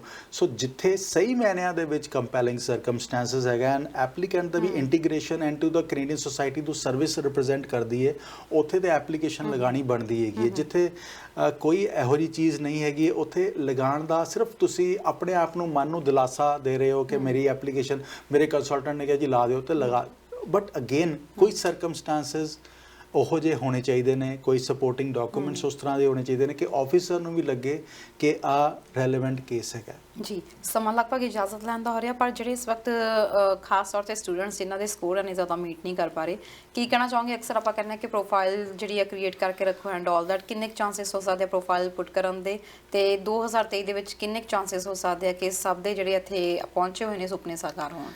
ਤਰਨ 99% ਸੁਪਨੇ ਸਾਕਾਰ ਹੋਣਗੇ, ਠੀਕ ਹੈ। ਓਨਲੀ ਥਿੰਗ ਇਜ਼ ਬੱਚਿਆਂ ਨੂੰ ਦੇ ਸ਼ੁੱਡ ਬੀ ਮੈਂਟਲੀ ਪ੍ਰੀਪੇਅਰਡ ਕਿ ਮੈਂ ਆਪਣੇ ਕੰਫਰਟ ਜ਼ੋਨ ਤੋਂ, ਕੰਫਰਟ ਏਰੀਆ ਚੋਂ, ਕੰਫਰਟ ਸਿਟੀ ਤੋਂ ਬਾਹਰ ਨਿਕਲਣਾ ਹੈਗਾ। ਓਨਟਾਰੀਓ ਚੋਂ GTA ਤੋਂ ਬਾਹਰ ਨਿਕਲਣਾ ਪੈਣਾ ਹੈ, BC ਦੇ ਗ੍ਰੇਟਰ ਵੈਂਕੂਵਰ ਏਰੀਆ ਤੋਂ ਬਾਹਰ ਨਿਕਲਣਾ ਪੈਣਾ, ਗ੍ਰੇਟਰ ਸਰੀ ਤੋਂ ਬਾਹਰ ਨਿਕਲਣਾ ਪੈਣਾ। ਬਹੁਤ ਸਾਰੀਆਂ ਓਪਰਚੁਨਿਟੀਜ਼ ਐਗਜ਼ਿਸਟ ਕਰਦੀਆਂ ਪਈਆਂ ਸਟੂਡੈਂਟਸ ਵਾਸਤੇ। ਮੈਨੂੰ ਬਹੁਤ ਸਾਰੇ ਸਟੂਡੈਂਟਸ ਆ ਕੇ ਕਹਿੰਦੇ ਨੇ ਜੀ ਨੋਵਾ ਸਕੋਸ਼ੀਆ ਦਾ ਤਾਂ ਪ੍ਰੋਗਰਾਮ ਬੰਦ ਹੋ ਗਿਆ। ਐਬਸੋਲੂਟਲੀ ਨੋਵਾ ਸਕੋਸ਼ੀਆ ਦੇ ਵਿੱਚ PNP ਦੇ ਵਿੱਚ ਇੱਕ ਸਿੰਗਲ ਪ੍ਰੋਗਰਾਮ ਨਹੀਂ ਸੀਗਾ, ਉੱਥੇ ਮਲਟੀਪਲ ਪ੍ਰੋਗਰਾਮ ਐਗਜ਼ਿਸਟ ਕਰਦੇ ਨੇ। ਇੱਕ ਪ੍ਰੋਗਰਾਮ ਐਕਸਪ੍ਰੈਸ ਐਂਟਰੀ ਦੇ ਵਿੱਚ ਉਹਨਾਂ ਨੇ ਫੋਕਸ ਕੀਤਾ ਕਿ ਜਿਹੜੇ ਸਟੂਡੈਂਟਸ ਨੋਵਾ ਸਕੋਸ਼ੀਆ ਨਹੀਂ ਪੜ੍ਹੇ ਉਹ ਕੁਆਲੀਫਾਈ ਨਹੀਂ ਹੋ ਸਕਦੇ, ਬਟ ਬਾਕੀ ਸਟਰੀਮਸ ਤਾਂ ਐਗਜ਼ਿਸਟ ਕਰ ਰਹੀਆਂ ਹੈਗੀਆਂ, EMPLOYER ਸਟਰੀਮਸ ਤਾਂ ਅੱਜ ਵੀ ਐਗਜ਼ਿਸਟ ਕਰ ਰਹੀਆਂ, ਤਾਂ ਤੁਸੀਂ ਉਹਦਾ ਫਾਇਦਾ ਕਿਉਂ ਨਹੀਂ ਲੱਗਦਾ? ਅਗੇਨ ਟਿਕਟੌਕ ਮਹਾਰਾਜ ਤੋਂ ਥੋੜਾ ਜਿਹਾ ਦੂਰ ਰਹੋ, ਇੰਸਟਾਗ੍ਰਾਮ ਤੋਂ ਥੋੜਾ ਜਿਹਾ ਦੂਰ ਰਹੋ। ਸੋਸ਼ਲ ਮੀਡੀਆ ਉਹਨਾਂ ਲੋਕਾਂ ਦਾ ਜਿਹੜੇ ਆਪ ਪ੍ਰੋਫੈਸ਼ਨਲਸ ਨਹੀਂ ਹੈਗੇ, ਉਹ ਲੋਕਾਂ ਨੂੰ ਸਲਾਹ ਦਿੰਦੇ ਨੇ। ਅੱਜ ਮੈਨੂੰ ਮੈਂ ਕਿਸੇ ਨੇ ਫਾਰਵਰਡ ਕੀਤਾ ਜੀ, ਉਹ ਕਹਿੰਦਾ ਰਿਸੈਸ਼ਨ ਤੇ ਖੜਾ ਹੀ ਹੈਗਾ ਕੈਨੇਡਾ, ਆਪਾਂ ਕੈਨੇਡੀਅਨ ਸਿਟੀਜ਼ ਵੜ ਜਾਣੀਆਂ ਹੈਗੀਆਂ, ਇਮੀਗ੍ਰੈਂਟਸ ਨੇ ਆ ਕੇ ਕੀ ਕਰਨਾ? ਅਗੇਨ ਇੰਨੇ ਵੱਡੇ ਮੁਲਕ ਛੋਟੀ ਚੀਜ਼ਾਂ ਦੇ ਉੱਤੇ ਤੁਹਾਡੇ ਸੋਚ ਦੇ ਉੱਤੇ ਨਹੀਂ ਚੱਲਦੇ। ਐਨ ਉਹ ਮੇਰੇ ਖਿਆਲ ਆਪ 10ਵੀਂ ਪਾਸ ਵੀ ਨਹੀਂ ਹੋਣਾ ਜਿਹੜਾ ਐਪਲੀਕੈਂਟ ਇਹੋ ਜਿਹੇ ਲੋਕਾਂ ਨੂੰ ਸੁਜੈਸ਼ਨ ਦੇ ਰਿਹਾ ਹੈਗਾ। ਸੋ ਪਲੀਜ਼ ਜਦੋਂ ਵੀ ਤੁਸੀਂ ਕੋਈ ਕੇਸ ਇਮੀਗ੍ਰੇਸ਼ਨ ਦੀ ਐਡਵਾਈਸ ਲੈਣੀ ਹੈ ਕਿਸੇ ਪ੍ਰੋਫੈਸ਼ਨਲ ਤੋਂ ਲਓ। ਅਸੀਂ ਹਮੇਸ਼ਾ ਰੀਅਲ ਏਸਟੇਟ ਕਹਿੰਦੇ ਆ ਕਿ ਘਰ ਰੀਅਲ ਏਸਟੇਟ ਪ੍ਰੋਫੈਸ਼ਨਲ ਤੋਂ ਕਾਹਦੇ ਵਾਸਤੇ ਬਾਏ ਕਰਨਾ? ਬਿਕੋਜ਼ ਉਹ ਮਾਰਕੀਟ ਅਸੈਸ ਕਰਕੇ ਤੁਹਾਨੂੰ ਦੱਸ ਦਿੰਦੇ ਨੇ ਕਿ ਇਸ ਏਰੀਆ ਦੇ ਵਿੱਚ ਇੰਨੇ ਸਾਲ ਦੇ ਵਿੱਚ ਇੰਨੇ ਘਰ ਵਿਕੇ ਨੇ, ਇਸ ਸਟਰੀਟ ਦੇ ਵਿੱਚ ਪਿਛਲੇ 15 ਦਿਨਾਂ ਦੇ ਵਿੱਚ ਇੰਨੇ ਆਹ ਪ੍ਰਾਈਸ ਰੇਂਜ ਸੀਗਾ, ਆਹ ਵੈਲਿਊ ਉਹਦੀ ਹੋਣੀ ਚਾਹੀਦੀ ਹੈ। ਉਸ ਤੋਂ ਬਾਅਦ ਅਸੀਂ ਇੱਕ ਹੋਮ ਇੰਸਪੈਕਟਰ ਨੂੰ, ਪਿੱਛੇ ਹੋਮ ਇੰਸਪੈਕਸ਼ਨ ਹੋਣੀ ਬੰਦ ਹੋ ਗਈਆਂ ਸੀਗੇ ਬਿਕੋਜ਼ ਮਲਟੀਪਲ ਦੇ ਵਿੱਚ ਜਦੋਂ ਜਾ ਰਹੀ ਸੀ ਤੇ ਉਹ ਵਾਰ ਦੇ ਵਿੱਚ ਸੀਗੇ, ਸੋ ਉਹ ਵੀ ਲੈਣਾ ਬੰਦ ਹੋ ਗਏ ਸੀਗੇ। ਸੋ ਜਦੋਂ ਅਸੀਂ ਕਿਸੇ ਪ੍ਰੋਫੈਸ਼ਨਲ ਨੂੰ ਲੈ ਕੇ ਆਨੇ ਉਹ ਆਪਣੀ ਫੀਲਡ ਦੀਆਂ ਮਹਾਰਤਾਂ ਤੁਹਾਨੂੰ ਪ੍ਰੋਵਾਈਡ ਕਰਦਾ ਹੈਗਾ। ਸੋ ਇਸੇ ਤਰ੍ਹਾਂ ਇਮੀਗ੍ਰੇਸ਼ਨ ਦੇ ਬਾਰੇ ਕੁਝ ਵੀ ਡਿਸਕਸ ਕਰਨਾ ਹੈ ਕਿਸੇ law society of upper Canada ਦੇ ਮੈਂਬਰਸ ਦੇ ਨਾਲ ਜਾਂ ਸਿਟੀਜ਼ਨਸ਼ਿਪ ਐਂਡ ਇਮੀਗ੍ਰੇਸ਼ਨ ਕਾਲਜ ਦੇ ਪ੍ਰੋਫੈਸ਼ਨਲਸ ਦੇ ਨਾਲ ਡਿਸਕਸ ਕਰੋ, ਤਾਂ ਕਿ ਤੁਹਾਨੂੰ ਸਹੀ ਮਾਇਨਿਆਂ ਦੇ ਵਿੱਚ appropriate and straightforward and right information ਮਿਲ ਸਕੇ। ਜੀ ਸਰ, ਸਾਡੇ ਨਾਲ ਕਾਲਰ ਜੁੜ ਗਏ ਨੇ, ਆਪਾਂ ਕਾਲਸ ਲੈ ਲਈਏ ਫਿਰ ਉਸ ਤੋਂ ਬਾਅਦ ਸਾਡਾ ਪ੍ਰੋਗਰਾਮ ਸਮਾਪਤੀ ਵਾਲਾ ਹੈ। ਸਤਿ ਸ਼੍ਰੀ ਅਕਾਲ ਜੀ, ਕਿੱਥੋਂ ਬੋਲ ਰਹੇ ਹੋ, ਕੀ ਸਵਾਲ ਹੈ? ਸਤਿ ਸ਼੍ਰੀ ਅਕਾਲ ਜੀ, ਮੈਂ ਇੱਥੇ ਬਰੰਪਟਨ ਤੋਂ ਬੋਲ ਰਿਹਾ ਸੀ। ਹਾਂਜੀ ਪੇਰੈਂਟਸ ਐਂਡ ਗ੍ਰੈਂਡ ਪੇਰੈਂਟਸ ਦੇ ਬਾਰੇ ਪੁੱਛਣਾ ਸੀ। ਵਿੱਚੋਂ ਨੈਟਵਰਕ ਚਲਾ ਗਿਆ ਸੀ ਤੁਹਾਡੇ ਜੀ, ਟੀਵੀ ਤੇ ਆ ਨਹੀਂ ਸੀ ਰਿਹਾ, ਵਿੱਚ ਗੱਲ ਸੁਣੀ ਨਹੀਂ ਗਈ, ਦੁਬਾਰਾ ਇੱਕ ਵਾਰੀ ਰਿਪੀਟ ਕਰ ਦਿਓ। ਤੁਸੀਂ ਕੀ ਪੁੱਛਣਾ ਚਾਹੁੰਦੇ ਹੋ ਪੇਰੈਂਟਸ ਐਂਡ ਗ੍ਰੈਂਡ ਪੇਰੈਂਟਸ ਦੇ ਬਾਰੇ? ਕੋਈ ਸਪੈਸੀਫਿਕ ਕੁਐਸਚਨ ਹੈ ਤੁਹਾਡਾ? ਜਿਹੜੀਆਂ ਅਪਲਾਈ ਨੇ PR ਉਹ ਕਦੋਂ ਤੱਕ ਆ ਜਾਣਗੀਆਂ? ਜੀ ਤੁਸੀਂ ਟੀਵੀ ਸਕਰੀਨ ਤੇ ਆਨਸਰ 2021 ਚ ਅਪਲਾਈ ਸੀ ਸਾਡੀਆਂ, PCC ਵੀ ਹੋ ਗਈ ਹੈ, ਮੈਂ ਬਾਇਓਮੈਟ੍ਰਿਕ ਹੋ ਗਿਆ, ਠੀਕ ਹੈ ਜੀ, ਸਿੰਗਲ ਹੋ ਗਿਆ, ਸਾਰਾ ਮੈਡੀਕਲ ਵੀ ਹੋ ਗਿਆ। ਟੀਵੀ ਸਕਰੀਨ ਤੇ ਆਨਸਰ ਸੁਣ ਸਕਦੇ ਹੋ ਜੀ। ਥੈਂਕ ਯੂ ਕਾਲ ਕਰਨ ਲਈ। ਨੈਕਸਟ ਕਾਲਰ, ਸਤਿ ਸ਼੍ਰੀ ਅਕਾਲ ਜੀ, ਫੋਨ ਨੰਬਰ 5744, ਕਿੱਥੋਂ ਬੋਲ ਰਹੇ? ਮੈਂ ਵਰਕ ਪਰਮਿਟ ਬਾਰੇ ਪੁੱਛਣਾ। ਮੇਰਾ ਵਰਕ ਪਰਮਿਟ ਲਿਆ ਹੋਇਆ ਕਿ ਮੈਂ ਆਪਣੇ ਹਸਬੰਡ ਜਾਂ ਬੱਚਿਆਂ ਦਾ ਵੀ ਲਾ ਸਕਦੀ ਹਾਂ? ਕਿਸ ਚੀਜ਼ ਦਾ ਵਰਕ ਪਰਮਿਟ ਹੈ ਇਹਨਾਂ ਕੋਲ? ਸ਼ਾਇਦ ਉਹਨਾਂ ਦਾ ਫੋਨ ਡਿਸਕਨੈਕਟ ਹੋ ਗਿਆ ਜੀ, ਤੁਹਾਡਾ ਫੋਨ ਡਿਸਕਨੈਕਟ ਹੋ ਗਿਆ ਜੀ, ਅਸੀਂ ਮਾਫੀ ਚਾਹਾਂਗੇ। ਨੈਕਸਟ ਕਾਲਰ, ਸਤਿ ਸ਼੍ਰੀ ਅਕਾਲ ਜੀ, ਹੈਲੋ, ਹਾਂਜੀ, ਫੋਨ ਨੰਬਰ 5744, ਕੀ ਸਵਾਲ ਹੈ ਤੁਹਾਡਾ?